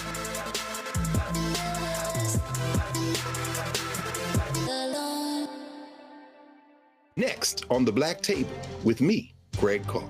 Succession. We're hearing that word pop up a lot these days as our country continues to fracture and divide. But did you know that idea, essentially a breaking up of the USA, has been part of the public debate since long before and long after the Civil War, right up to today? On our next show, you'll meet Richard Crichton, the author of this book, who says breaking up this great experiment called America might not be such a bad thing. That's on the next Black Table, right here on the Black Star Network. I'm Mark Morial, President and CEO of the National Urban League, and I'm watching the Black Star Network.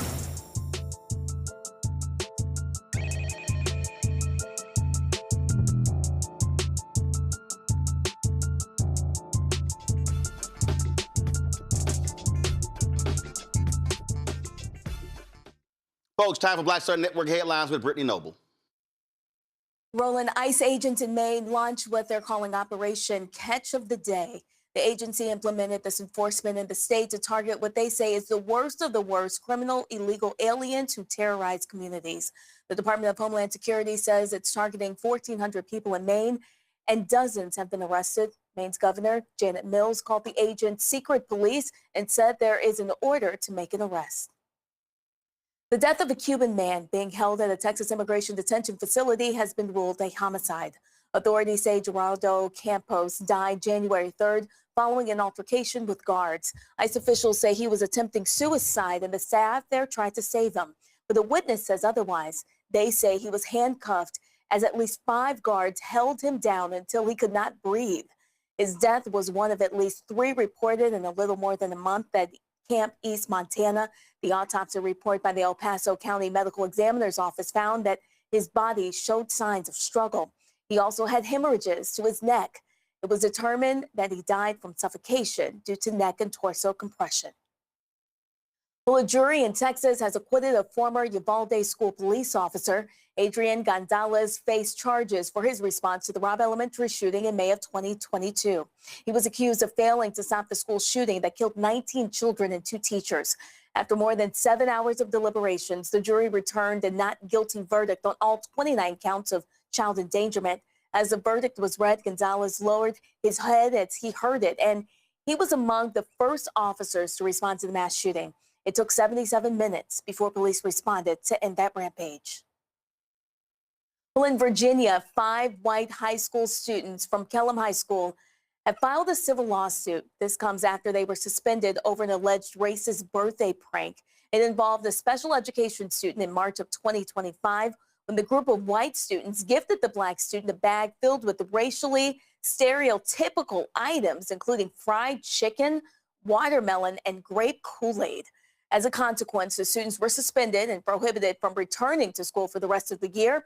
The families claim in the lawsuit that the incident was a humorous gesture, and the adults are making it a bigger deal. The families are now asking for $10 million.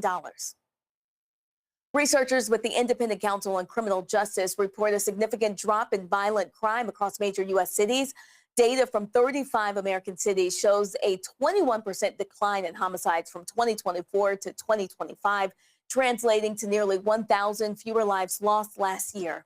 The report tracked 13 major crime categories and found decreases in 11 of them, including carjackings, shoplifting, and aggravated assaults. Experts say similar declines are being seen in cities and states beyond those surveyed, pointing to a broader national trend in falling crime. Also, Dallas County, Texas commissioners voted unanimously to declare a black teen innocent more than 70 years after his conviction. Tommy Lee Walker was just 19 when he was accused of the 1953 rape and murder of Venice Lorraine Parker near Love Field. But records show he was at Baylor Hospital the night of his birth for his only child. Despite that alibi, Walker was executed in the electric chair in 1956. Officials later revealed the lead homicide detective on the case was a member of the Ku Klux Klan. Walker's son, Ted Smith, was only 2 years old at the time. He told commissioners he spent a lifetime missing a father he never had the chance to know. Roland? And folks, on Monday, Brittany's new daily news show kicks off right here on the Black Star Network. And so not only, so our show, of course, is 6 to 8 p.m., but you'll be able to see her show every single day, noon to 1. So there's a lot of stuff that happens in the morning, and so we got it covered. And so the breakdown of Brittany Noble kicks off Monday right here on the Black Star Network. So looking forward to that. Let's talk about Minneapolis. Civil rights attorney and longtime activist Nakima Levy Armstrong has been arrested after leading a protest at a Minnesota church. Protesters targeted the church because his pastor also serves as a senior ICE official, calling his dual role a fundamental moral conflict. Following Armstrong's arrest, the White House posted an AI-edited photo of her crying in handcuffs. Let's show the photo, y'all. This is the photo. Let's show the original photo. Let's show hers. So this is the original photo. They changed it with AI. Now switch to the photo to actually show her looking like this. This is a lie. That did not happen. The Department of Homeland Security Secretary Kristi Noem shared that original photo. Now, they also, let me do this here. They tried to go to a judge to get an arrest warrant for Don Lemon. The judge would not sign off on it. This is the statement put out by Don Lemon's attorneys. The magistrate's reported actions confirmed the nature of Don's First Amendment protected work this weekend in Minnesota.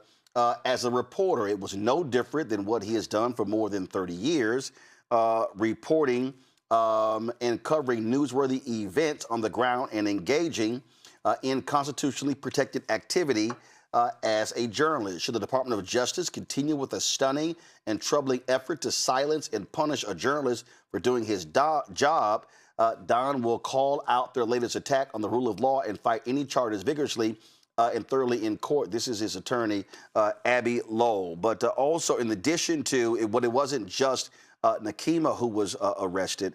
They also arrested another activist as well, and they also are targeting other journalists who were involved in this action as well, including Georgia Fort. And so we're checking with her. They also, again, arrested Chantel Louisa Allen. This was the second person that AG Pam Bondi said was arrested. She's charged under a law that prohibits physically obstructing or threatening threats of force to intimidate or interfere with a person seeking to participate in a service at a house of worship. Reese, I'm going to go to you. We see this administration wants to target, they've long wanted to target protesters. They want to target journalists. This is about dictatorship. This is an autocrat. That's all this is. And these people will stop at nothing because they are pure evil. They are. And let's also point out that this is the same day that Jack Smith, Special Prosecutor Jack Smith, was called into Congress to defend his investigation and charges for the January 6th insurrection that Donald Trump pardoned a bunch of criminals for. Yet at the same time as Republicans justify storming the Capitol, you have the same Department of Justice trying to prosecute interrupting a church service. It's absolutely hypocritical, it's ridiculous, and it is an assault on our citizenship. It is not illegal to protest. It is not illegal to disrupt a church service. And I see more outrage for over this than I've seen over church bombings, over the Charleston 9 slaughtering that happened with the white supremacists who got, waltzed into Burger King after he was arrested. And that's why I cannot take it seriously that this is some sort of protection of religion and protection of sacred spaces. This is just another opportunity for Republicans to be abusive towards people, to try to silence the media. And in this case, I think that we are lucky that a judge had better judgment than this Department of Justice for Don Lemon, but there is no guarantee that they will have that same judgment when it comes to Georgia Fort, who is an incredible journalist. They might feel more comfortable showing deference, which we've seen many judges do. For instance, the judge in the LaMonica McIver, Congresswoman LaMonica McIver, who was actually a Black man who was appointed by Biden, is showing a lot of deference to this Department of Justice maliciously prosecuting a sitting Congresswoman. And so we cannot allow ourselves to be desensitized because there were at least 30 bad things that happened today. Right.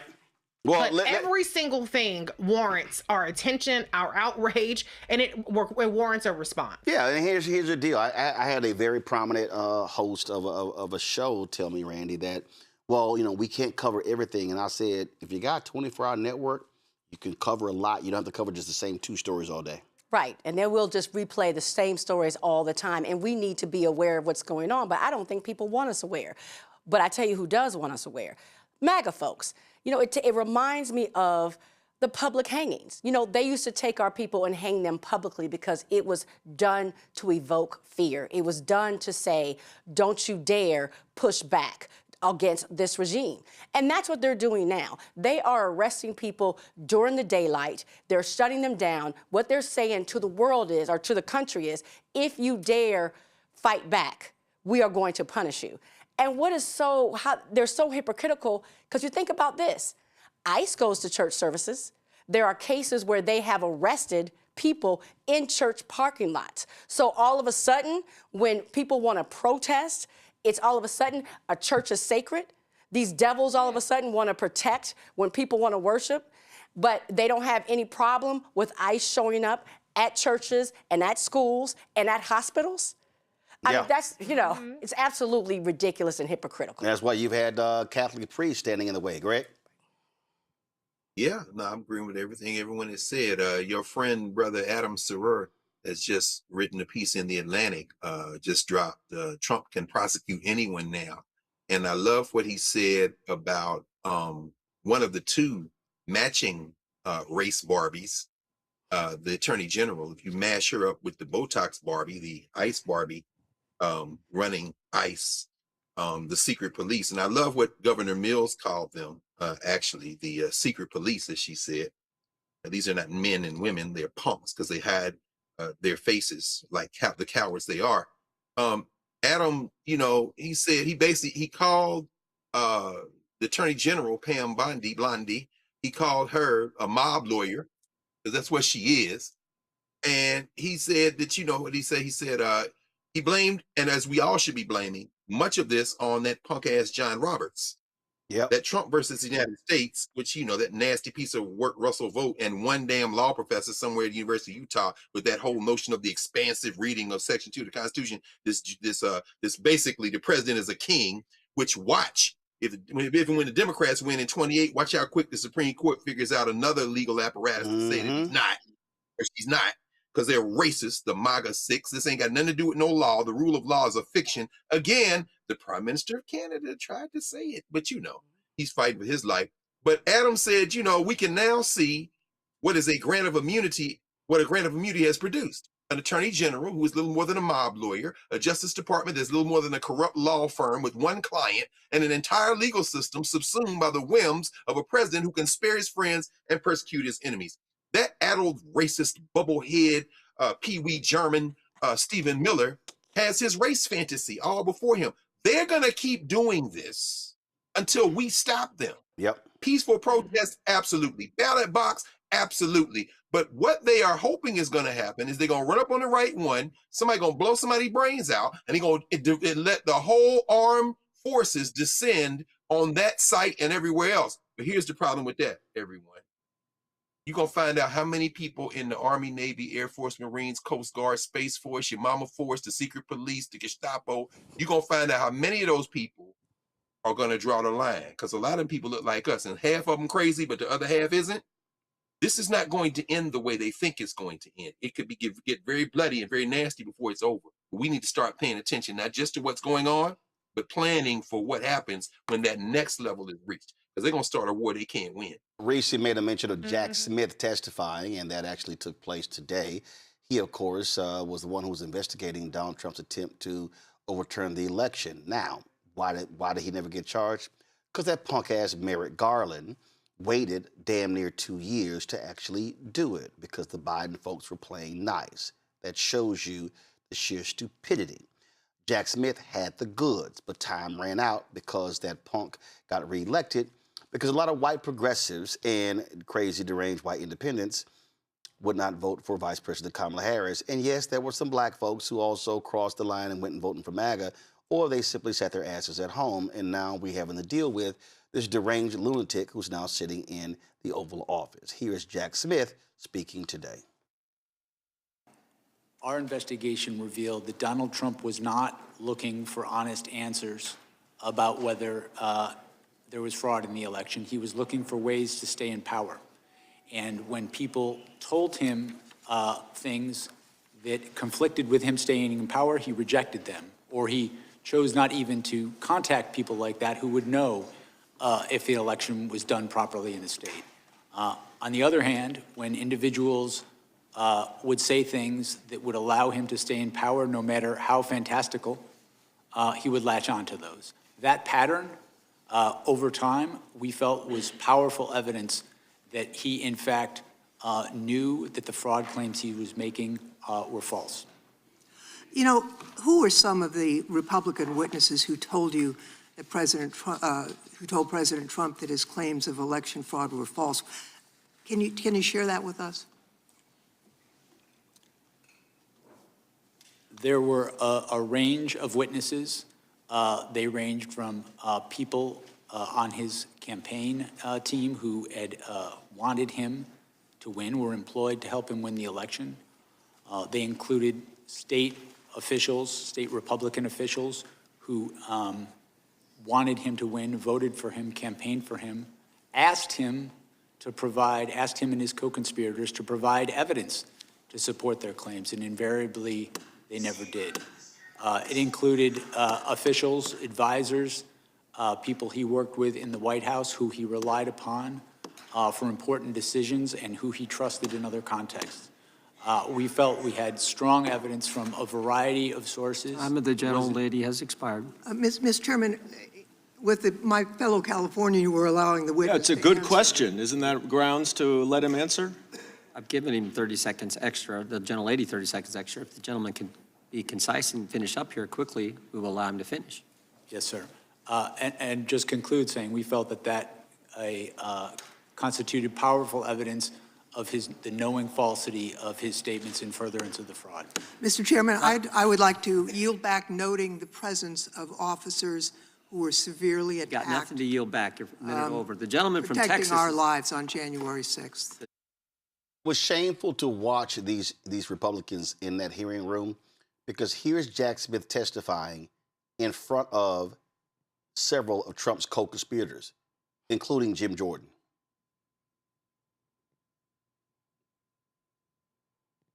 Reese, you there? Oh, I thought you were going to play a clip. You know, I'm going to be honest. I don't really give a damn about anything that Jack Smith has to say. What I want to see is Democrats, and this is a way that Congress people could be useful. I want to see them building dossiers on Trump officials and these militiamen that have been empowered with this white nationalist agenda, so that they can be fucking prosecuted the second we get Trump's ass out of office. Not 2 years, 3 years down the line, immediately. Right. I want the Project 2028 of prosecuting every single treasonous traitor to this country. All of this power that they have managed to build up for themselves, now it's time for us to use it when we are the cats that got the gun. That's the only thing I'm interested in. I'm not interested in looking back. I'm looking at the get back. Now, I don't know if Democrats are equipped to that. Democrats tend to be little weak ass bitches. They tend to be people who run on, well, let's return back to normalcy. Let's restore all of these things. Fuck restoring the shit that didn't work. Because the shit that y'all was doing is why we have Donald Trump right now. Jack Smith is sitting up there testifying in Congress, as opposed to prosecuting the damn case, because this man has lost at least, or he's been convicted of some of the 80 charges that were up against him. And so what we should be doing right now is taking notes. We should be resisting, of course. We should be trying to stop them, of course. But ultimately, these people that have betrayed our citizenship need to be held to account. And a big reason why you have so many people feeling themselves, the Stephen Miller and all of these people feeling themselves, is because they don't think that Democrats are going to bust a grape when they get back in charge. Maybe they won't get back in charge. Maybe this democracy as we know it is over. Maybe Donald Trump will get a third, fourth, fifth term. I don't know. But we should be preparing for what we're going to do. And I don't want to hear shit from anybody in 2028. So that probably means that I'm going to have to disqualify a lot of Democratic candidates about turning the page. I want to get back. Anything short of that is insufficient. There was Ivan Raiklan, who is a defender of these J6 terrorists. I didn't want to sit there and didn't want to interrupt Reese. Ivan Raiklan, the defender of the J6 folks, boy, he got into it with former Capitol Police Officer Michael Fanon. Y'all, watch this.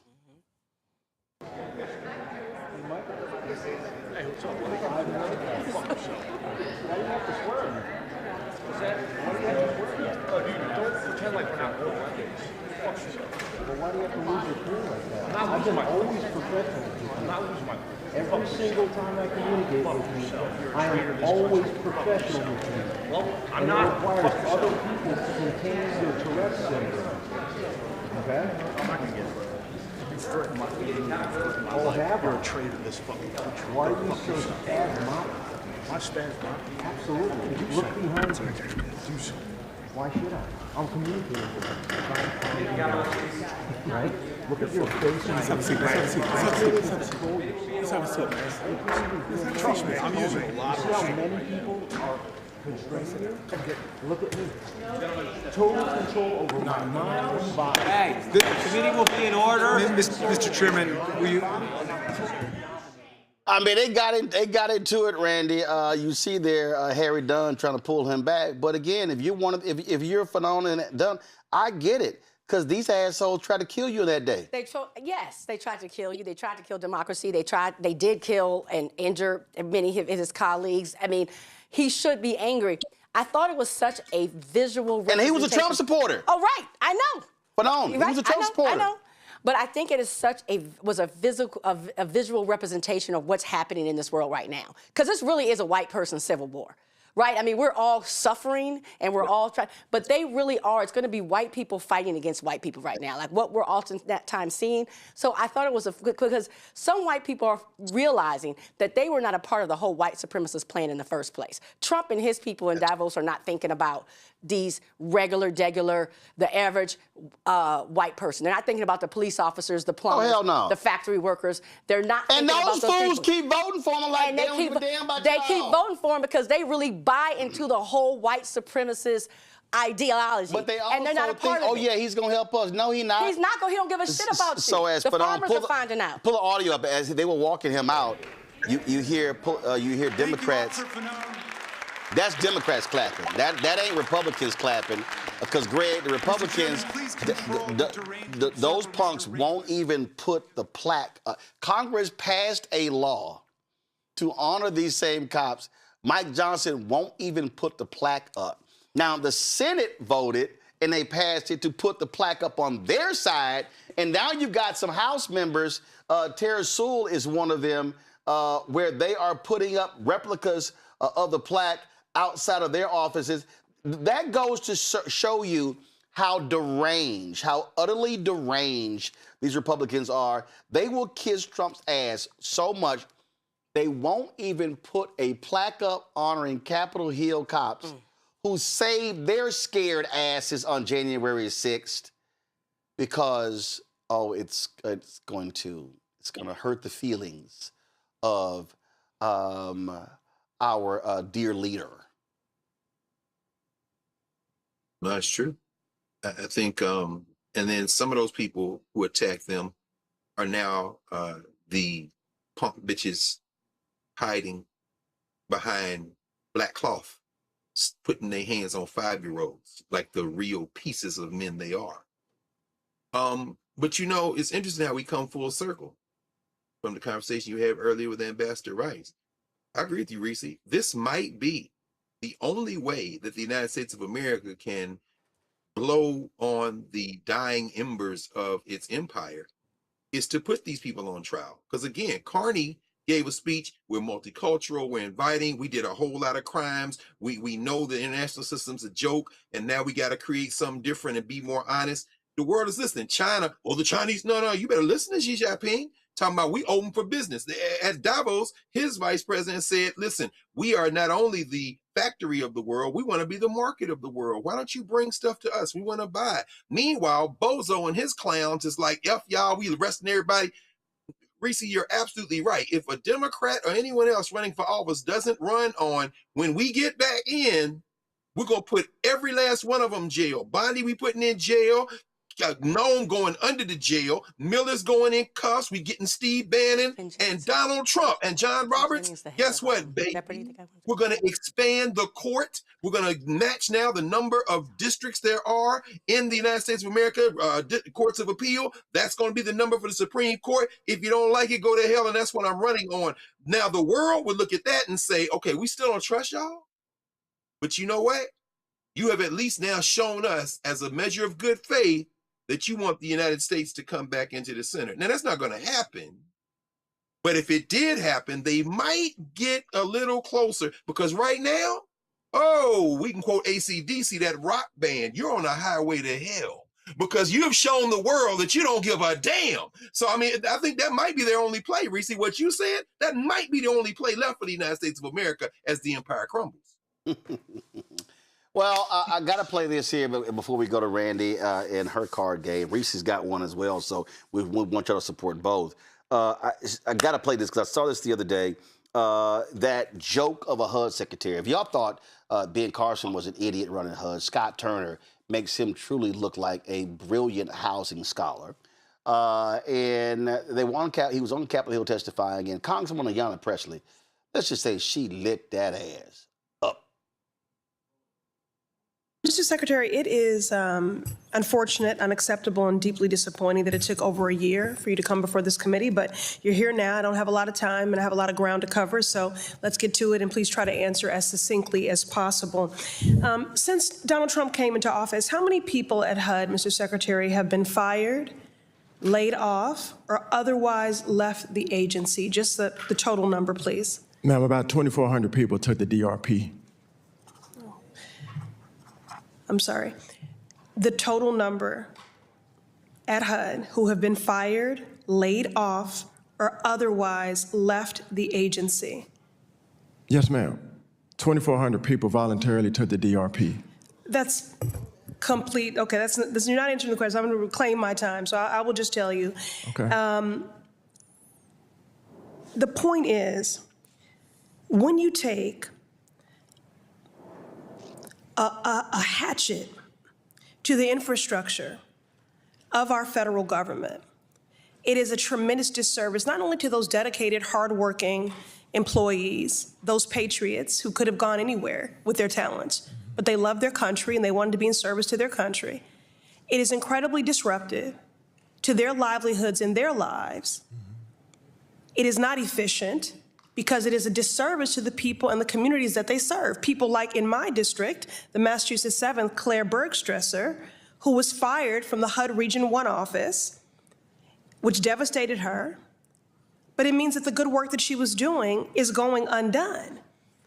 So these firings, these unlawful firings, greatly reduce HUD's ability to fulfill its mission. So let me just build on that a little bit. On that note, Secretary Turner, for the record, can you tell us what is HUD's mission statement? To provide access to quality, affordable, safe housing, and to give access to people to achieve the American dream of home ownership, ma'am, is our mission at HUD. Let me read it word for word. The mission is to create strong, sustainable, inclusive communities and quality, affordable homes for all. That is the mission of the Department of Housing and Urban Development. Now, I don't have any evidence that you actually know the mission statement, because it seems you're actively undermining it. Since taking office, you have failed at sustainability and paying attention to the impact of the climate crisis and extreme temperatures. You have failed at inclusion. Again, this is a mission statement, by gutting the Fair Housing Office that fights against discrimination, and you are failing at addressing the affordability crisis. So if you have even a modicum of understanding of the mission statement, I'm not sure why you are actively undermining it, but I'll go on. Donald Trump said that the affordability crisis is a hoax. As a Secretary of Housing, do you believe there is a housing affordability crisis? Just yes or no in the interest of time. There is a housing affordability issue in our country, yes, ma'am. Okay. And the president believes that as well. No, he said it was a hoax. The president believes that as well. Don't push propaganda. As you see, Donald Trump said the housing affordability crisis is a hoax, and that proves he is as clueless. Steps. He is as clueless about what is happening with the American people. I wouldn't say as he is cruel. He's not. He is as clueless as he. Let me move on. Reclaiming my time. Reclaiming my time. There is an affordability crisis. We're living it every day. The median age for first-time home buyers is 40 years old. We're pricing out young people. And I believe your department is completely unaware of the fact that people in their twilight years who have given so much to this country, we have a gray wave of homelessness that your agency is ignoring of our elders. Now look at your Senate confirmation hearing. You talked about your football career and how you would often watch the film of your games to see what you're actually doing well. I have seen this film, and you are failing.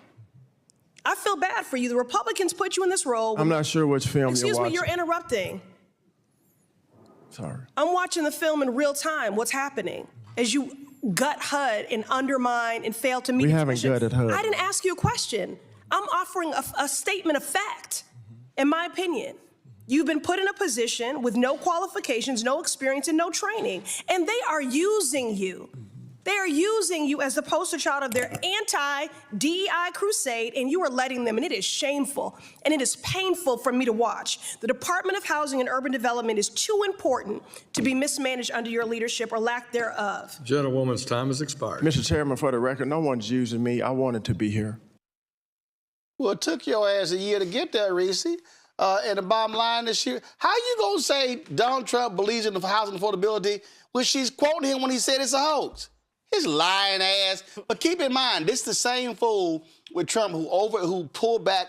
That was an investigation for 2 years of a racist HOA in Dallas that was discriminating against poor black people, and they pulled that lawsuit. Scott Turner, a former state rep in Texas in nearby Collin County. Well, his job is whatever Donald Trump say his job is. It don't matter what the law says it is. It doesn't matter what the actual mantra of the organization is. He's just there to carry water for, as Representative Ayanna Pressley said, clueless and cruel Donald Trump and that MAGA agenda. But she just put on a masterclass in how you combat and you control the kinds of information that you are getting from these people who are incompetent and just sit up there and lie. She didn't allow him to sit up there and lay out a bunch of things that aren't true. Then she had to spend 15 minutes fact checking each and everything. She stopped him right at the lie. Interrupt the lie, as you say, Roland.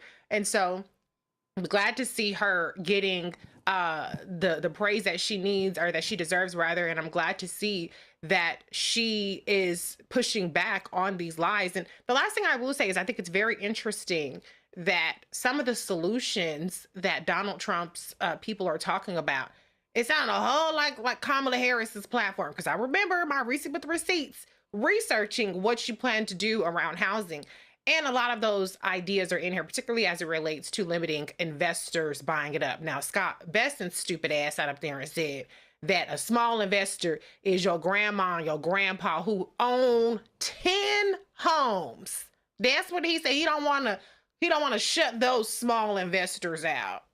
So this administration is very, very unserious, but they're clearly grasping at straws, trying to rewrite the narrative. But the proof is in the pudding. People can't afford to buy homes, and people can't afford to sell their homes.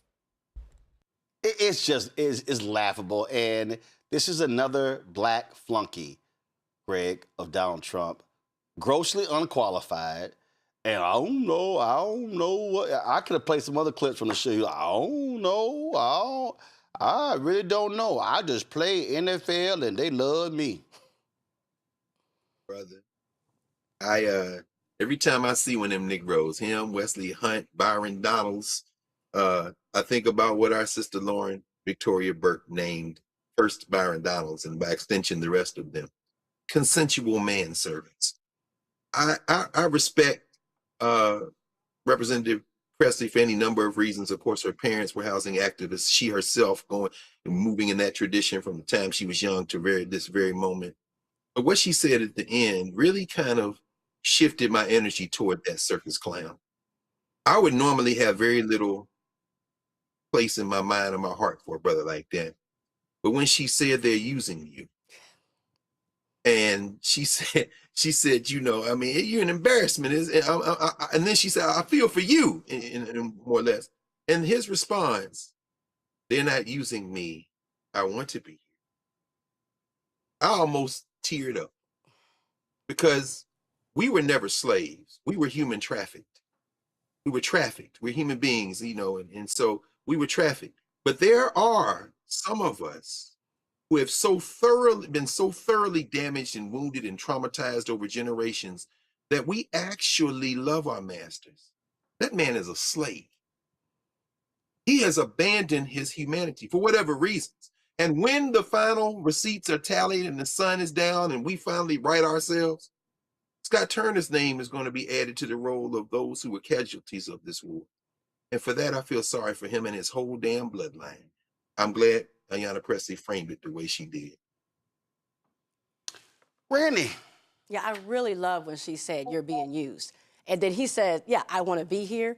He wants to be used. He's like that song, you're going to use me up, because he has post-traumatic slave syndrome. He has Stockholm syndrome, where he is loving his oppressor, and he wants whatever they will give to him, regardless of what it does to his very own people. He doesn't care. He doesn't even know what he's supposed to be doing out there, and does not care. He just wants his little crumb from the pie. Can't even say piece of the pie, crumb. Absolutely. All right, y'all. Our Shop Black Star Network segment, I was going to go to the break. We're going right into it. There's so many different Black-owned products on our site, and we're now adding Randy's game, the Truthing Cards. Of course, these cards, it's a card game designed to elevate conversations with family and friends, and they have questions that pertain to Black folks. So, Randy, so first of all, when did this start? When did you first come up with the idea for the Truthing Cards? Well, you know, I had a DEI background forever, where I was getting and trying to get some people DEI cards? No, well, I do have one set of them, but no, I'm just saying. But I was just always frustrated because I grew up where we used to sit around, you know, the kitchen table, the dining room table with your family. You had to work hard to be able to get from the kids table to the adult table, because you had to know how to defend your argument. We ain't had no kids table. Y'all didn't have a kids table? Well, you know, we didn't have big houses, so we had to have like card tables set up around. So that's why I wasn't no damn kids table. Shit, but we were big enough. There's only room for one damn table. But I told people, I said, I learned so much about life and just Blackness from being there, because there's a lot of diversity, because Black people are not monolithic, just within our families. You know, you got the rich aunties, the country aunties, you got the people from, I had people from New York, we got people from the South, and we would sit and debate issues. And I learned so much from those times. And I believe it made us united and helped us learn how to, even though we don't always agree, we were at least united in making us better as a people. Oh, well, I thought we did Scrabble. We did. No, I know y'all were in there talking. I know y'all in there talking now. But they're different. So at my grandparents' house, that's where the debates took place. Yeah. In our house, it was Scrabble, it was True or Pursuit. So we had learned games. You had learned games, but y'all were talking. Yeah, we were talking. We were talking shit as we were sitting there playing. Definitely talking shit with Spain. But at my grandfather's house, that was like that's when the heavy stuff took place. Well, and then at my grandmama's house, we'd watch 60 Minutes back in the day, and then we'd sit and have conversations about it. So I feel like now with the phones, people aren't talking. I don't think our kids know history. I don't think they know different perspectives. And my mission has always been for Black people to unite. And I think communication is the way to do it. So, okay, so walk us through. So what is So what had happened was, I first started some cards. I created 100 questions for Black people when they got together to have cards, like to have conversations. 100 questions, but they're for us, only for us. Like what? Like, do you think that HBCUs, I know, but do you think HBCUs are still relevant? Read a card. Okay. Give me a card. Okay. Give me some cards. Give me some cards. Do you think the mantra, work twice as hard to get half as much, is true? And should we stop saying it? All right. When you travel to other countries, did it feel different being Black?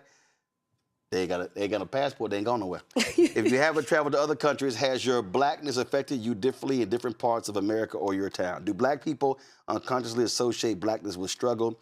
Do you think things are better or worse for Black children today than they were when you were a child? How?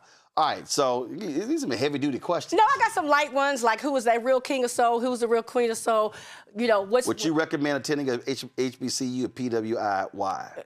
Okay, all right. So how do you play this? You don't play. You just pick up the. No. When I say play, it's still a card game. You gotta play. So my whole point is it like after a meal, before a meal? When you've done this, how did you introduce the game into the conversation? You know, when I'm just with my friends, they're like, let's do some truthing. And I call it truthing because I feel like Black people don't get to live and be and speak our truths. I think that we have muzzles on. Well, you do. Don't before you say it, I know that's what you're about to say. No, that's not what I'm about to say. But most of us are not like... I'm about to say, do you have any questions like, if your wife tells you, ask your opinion, how do I look in this outfit, do you give a truth?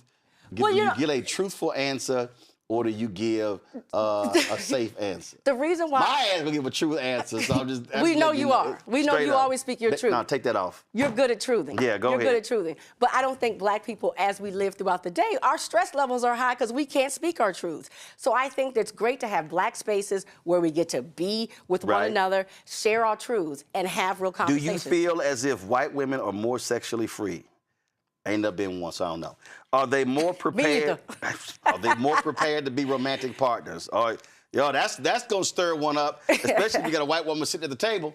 I know that one of the ones that I had that caused a lot of issues is, can you be pro-black and not marry a black woman? Like, can you, or a black man? Can you be pro-black and marry outside of your race? That one always, you know, the conversations go long and strong. So do you have any rules such as do not have these discussions, do not play the truthing game in the concealed carry state, do not involve alcohol? I think alcohol actually helps. I mean, but that's just me. You don't drink. Yeah, I think alcohol is actually nice.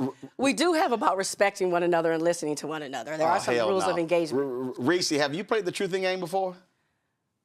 I haven't, but I will certainly be getting it. I love a fellow black woman game creator. But I would love for us to have a truthing session, Reese. I would love for us to get together and do some truthing. Like, so if Reese is, you get together and Reese doing some truthing, it's going to be at least 38 MFs.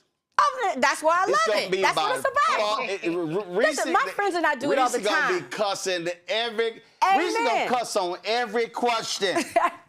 I have no complaints. Every question. I have no complaints. Look, my dad barely cusses, and he gonna sit here at the start of the show. He was like, Reese. No, I would love it. Right now, there's a. Matter of fact, I'm shocked. I don't think Reese said 1 MF on today's show. A record has been. I don't recall one. I'm gonna have to go back to the playback. I don't know. Yeah, okay, I'm just sorry. All right. I can't say one way or the other. Any fights ever broke out over the truthing? I have had some passionate conversations. Okay, all right. I've had the show is actually there was a truthing show that's actually still on Amazon Prime where we taped 4 professional ones, and the one that I thought was going to be a real fight because I had old school rappers and younger rappers on there. Like I had Eric Sermon, but I had some younger rappers. We talked about should we stop using the N-word. So I thought for sure there was going to be this battle, right? But they actually all agreed. The old school rappers were saying, yeah, it needs to stop, right? So I thought it was a bonding moment. I thought there was going to be fights. Damn, the chat said, yeah, Reese said MF right off the top of the show. That's probably why I will. Y'all tracking her MFs? I got to check. Questions from Reese and Greg for Randy about her truthing game. Well, I see. So you have multiple editions. Oh, right? yeah. So this one did so well. Okay, first of all, are they like separate top? They're separate. So what is that? This was the first edition. It's called the Black Edition. It was the first card set to come out. It did so well that I created the second edition, completely new questions, completely 100 new, actually 103 questions that came out. What is that one called? That's the Black Edition? The Black Edition, the Black Edition 2. Okay, all right. And then the third one, this is where the DEI came in. This is for everybody to question their biases, their. When you say everybody, that means if you got white friends at your party, use that. If you got whoever. Gotcha. It's the U.S. edition. It replaces DEI. It's the corporate version. So the first two, if you got black folk at your table. Yes. But the other one, if you got mixed company. Exactly. See, you talk about everybody. Go ahead and say it. Greg, what you got? Hey man, I'm just looking at this. I'm definitely gonna get all 3 editions. I think it's brilliant, Randy, that you I guess it's not really a game, it's a conversation. I'm wondering, I mean, I love it because, with Am I Tripping? And by the way, recently I was at the National Museum in Wilberforce last summer and summer before last, and they pulled out the Am I Tripping card. So, the same kind of energy, sparking conversation, being in conversation. I think it's brilliant, both sets of cards. Yep. In this particular set, though, in the truthing cards, have you found any intergenerational kind of stuff? Do elders have different answers than younger people? Yeah, that is actually, to me, the best part of it, is when you see grandmama answering something completely different, and then you're shocked by what the 15-year-old is saying, and then, you know, the ones that are in their 30s. I really think that it helps. I love it for, like, holidays, because I really think it helps for families to bond, and we don't talk to our elders like we used to talk to our elders. And particularly now, when we're realizing how much sometimes our children don't know the history, because we do talk about things. I think they need to hear, like, this is what I lived through. You know, they just see grandmama, they don't know. Grandmama just makes I got it good, some whatever. questions to add. Oh, Lord. I'm sure. I'm sure. The force that's coming out. I got some questions to yeah, add. I'll take your free advice. My first question is, do you hate when black people talk during a movie? I actually think that's not in there. There is a question that says, is there something you hate that black people do in public that you wish we would stop now? I'm talking about specific. Like wear do-rags or... No, like talking, and I ain't talking about just a movie at the movie theater. I'm talking about like a movie at the crib. You don't like it to be interactive. Mama, my sisters, Jackie. Oh, I cannot. Some of us see it as an interactive experience. No, I can't stand that shit. And then you're sitting here, what they say. You would have known what they said if you wasn't talking. That's why you got the rewind button. No, hell no. I'm not watching a movie going backwards and forwards, backwards and forward. I sit here, I would tell them point blank, I'd be like, shut up! I bought, one of them big old industrial flashlights? Yes. I remember when Barbershop came out, man, we watched as a family, and if your ass start talking, I hit your ass with the light. And there was just like this huge spot. Yes, I did. I was like, bam! Stop talking. I'm sure you did. My deal, when you, listen, talking during the movie is an art form. Learn to say something quick when there's no dialogue on the screen. Yo, I'm telling you right now. Sometimes we gotta have a conversation about who may have done it. No, I watched His and Hers this past weekend. No, I watched His and Hers this past weekend. I don't need to hear you. And we need to talk about who did it. Who the killer is. Yeah, we gotta figure it out. Sit your ass there and watch the movie like everybody else. We'll get it there together. I disagree with you. Man, I walked the hell out the room. I disagree with you. And I walked the hell out the room. And that's what truth is all about. A lot of the questions are silly like that. Listen. That's why. Can we play a card that's actually in Randy's deck? No, that was actually, we have something that says that. Wasn't that bad? Mama said, shut up. I'm talking during the show. See? I know. Leave your mama Come on, alone. All right, give us a card. See, it don't even matter. They know. Everybody know. Don't talk during the movie. Everybody know. Let me get a light. That's why at my house, I got 7 TVs. Y'all have your own shit. I'm going to another room. All right, come on, throw a question out. I do. Everybody got their own TV. Okay, let's do a very, very light one. What black TV show do you wish would come back? What black TV show, of all of them Reese, that have been killed, first. which one would you like to see come back? I can't go first. That's fine. Greg, go first. I go first. That's easy for me. It only did one season. Your frat brother, Tim Reed, Frank's Place. Oh, that was a good show. That's easy for me, man. I'm like, man, y'all messed up when y'all took that off, boy. That was genius. Rock was good too. Yeah, that was good. Yeah, Reese, did you come up with one? Okay. I would like to see, I'll pick a more contemporary show. I would like to see Queen Sugar come back. That's what I would like to see. Oh, okay. I'd love to see Living Single come back. I love that show. I still watch it in the mornings. It comes on, and I'll watch it when I'm getting ready in the mornings. I love me some Living Single. All right, Living. All right, that was okay. All right, Living Single. Roland, what's your show? What's your show? I'm trying to find. You can't be Googling shows. No. I'm not Googling black TV shows. That was a show on CBS. Bill Duke was the lead character. It was something USA. I didn't see that. And it was a very good show. It was a very good show. I'll find the name of it is. But I like that. So there a lot of different shows that. Because you know they cancel our shows fast, no matter what the ratings are or how good they are. Of course. And you know we miss those shows. So yeah, there's some light ones in there like that. Come on, give us another one. Okay, I have this question for you, Roland. We started to talk about it before. Do sororities, fraternities, all the organizations from What'd you say, Carol? Links, all of them, do they? Yeah, Palmerstown, USA. I told you it was Palmerstown, something USA. Okay. I know what it was. Go ahead. Do those organizations strengthen us and bring us closer, or do they actually create fractions within the black race? They do both. People? They do both. All depends on what your perspective is. Well, that's why we're trying to hear perspectives. Right. No. They do both. But there are things that D9 does that are fantastic and critically needed. But there's also some bullshit, and we can do more. And not just D9, but all of the organizations, do they bring us together or tear us apart? I always find that one interesting because it definitely shows just different people's experiences. What do you think? Greg Carr, Dr. Carr, I agree. Reese. I agree with Roland. I mean, I'm glad I pledged. Nobody in my family was a member of that organization. I joined because of the ancestors I saw in there. Right. Thurgood Marshall and, Martin Luther King, Du Bois, Paul Robeson. But the other side of it, I think it's inevitable. I think what happened in our community was prior to the end of apartheid in this country, what we had was class was forestalled. Those class cleavages were forestalled. So there was an easier way to aspire to be in our community, and those organizations kind of fed back into that. The minute desegregation hit, I think they have become more divisive. Absolutely. I hate to say it, and Reese, my heart bleeds every time I think about it, sis, because I know how hard you worked. We all did, but you really worked to get Kamala Harris elected president of the United States. But I know that class cleavage, black folk who never went to college, damn AKAs and these pearls and that. I'm like, no, don't do that. But they couldn't get, I think that class issue just gets, I agree with Roland. It's both, I think, unfortunately.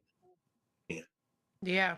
That's a good point. I'm a GDI, okay? People mistake me for being in the sorority all the time, and I correct them because I don't want anybody ever saying that Reese was claiming to be somebody's soror when I wasn't.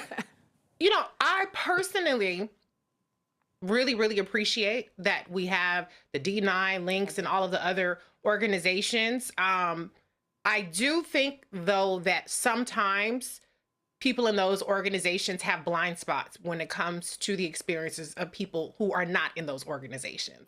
And I think that is where some of the disconnect happens. Like, for instance, when I would talk about, and you brought up the election, Dr. Carr, when I would talk about how I felt like Kamala Harris needed to say she was Black because of the misinformation that was targeted. A majority of the misinformation about Kamala was that she wasn't really Black. So I was saying, you got to explicitly state that to combat that. And most often, people in sororities and fraternities will say, well, she's an AKA.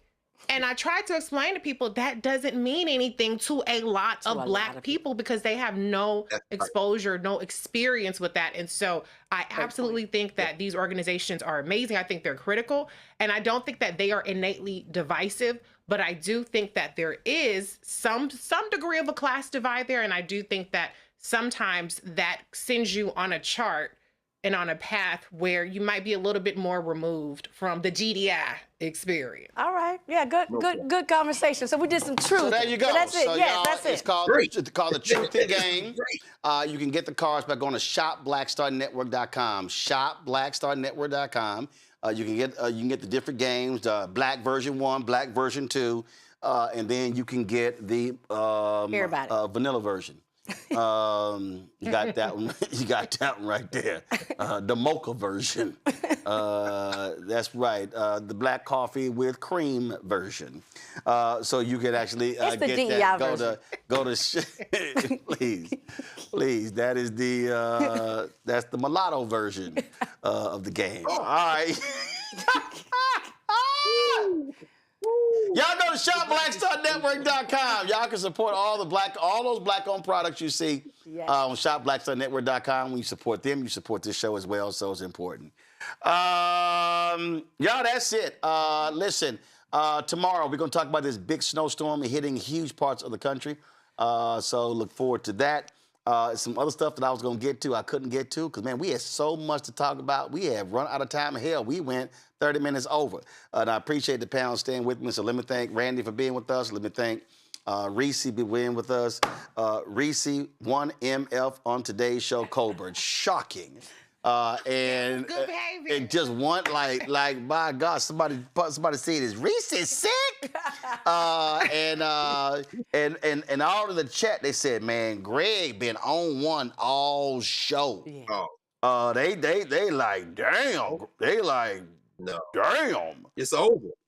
They can't say it on TikTok no more because the Chinese done sold it to Larry Ellison. Are they going to leave TikTok, Roland? Right wingers. Are they going to leave They it? black folk need to take your ass from TikTok to fan base. Stop making these folk rich because you always complain about how your stuff gets stolen anyway. So go to fan base. Y'all want to support the work. Speaking of fan base, pull it up since we're talking about it. Download the app. They got less than $100,000 to raise to reach their $17 million goal. To get more information, go to startengine.com/fanbase. That's right. They've raised $16.9 million. Very close to actually finishing raising that $17 million. And of course, lots of things that they have planned to actually do it. And so things have been going well. And so, make that thing happen. So startengine.com/fanbase. Support our work. Join our Bring the Fuck fan club. You want to give me a cash app, use the Stripe QR code. You see it right here on the screen. That's for credit cards as well. You can also, of course, check some money or to make it payable to Roland Martin Unfiltered, P.O. Box 57196, Washington, D.C. 20037 7-0196. PayPal, R. Martin Unfiltered, Venmo, RM Unfiltered, Zelle, Roland at RolandSMartin.com, Roland at RolandMartinUnfiltered.com. Do me a favor, y'all. Look, when you clip stuff from this show, send add the YouTube link, because y'all need to understand that's where we make our money from.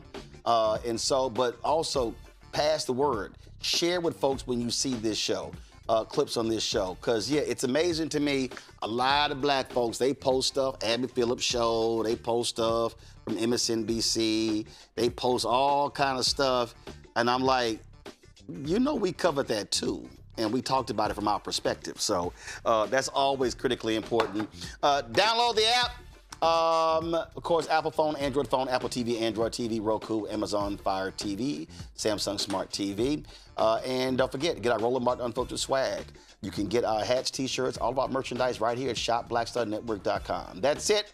I'm going to see y'all tomorrow right here, Roland Martin Unfiltered on the Black Star Network. Keeping it real, keeping it black, and keeping it unfiltered. Holla!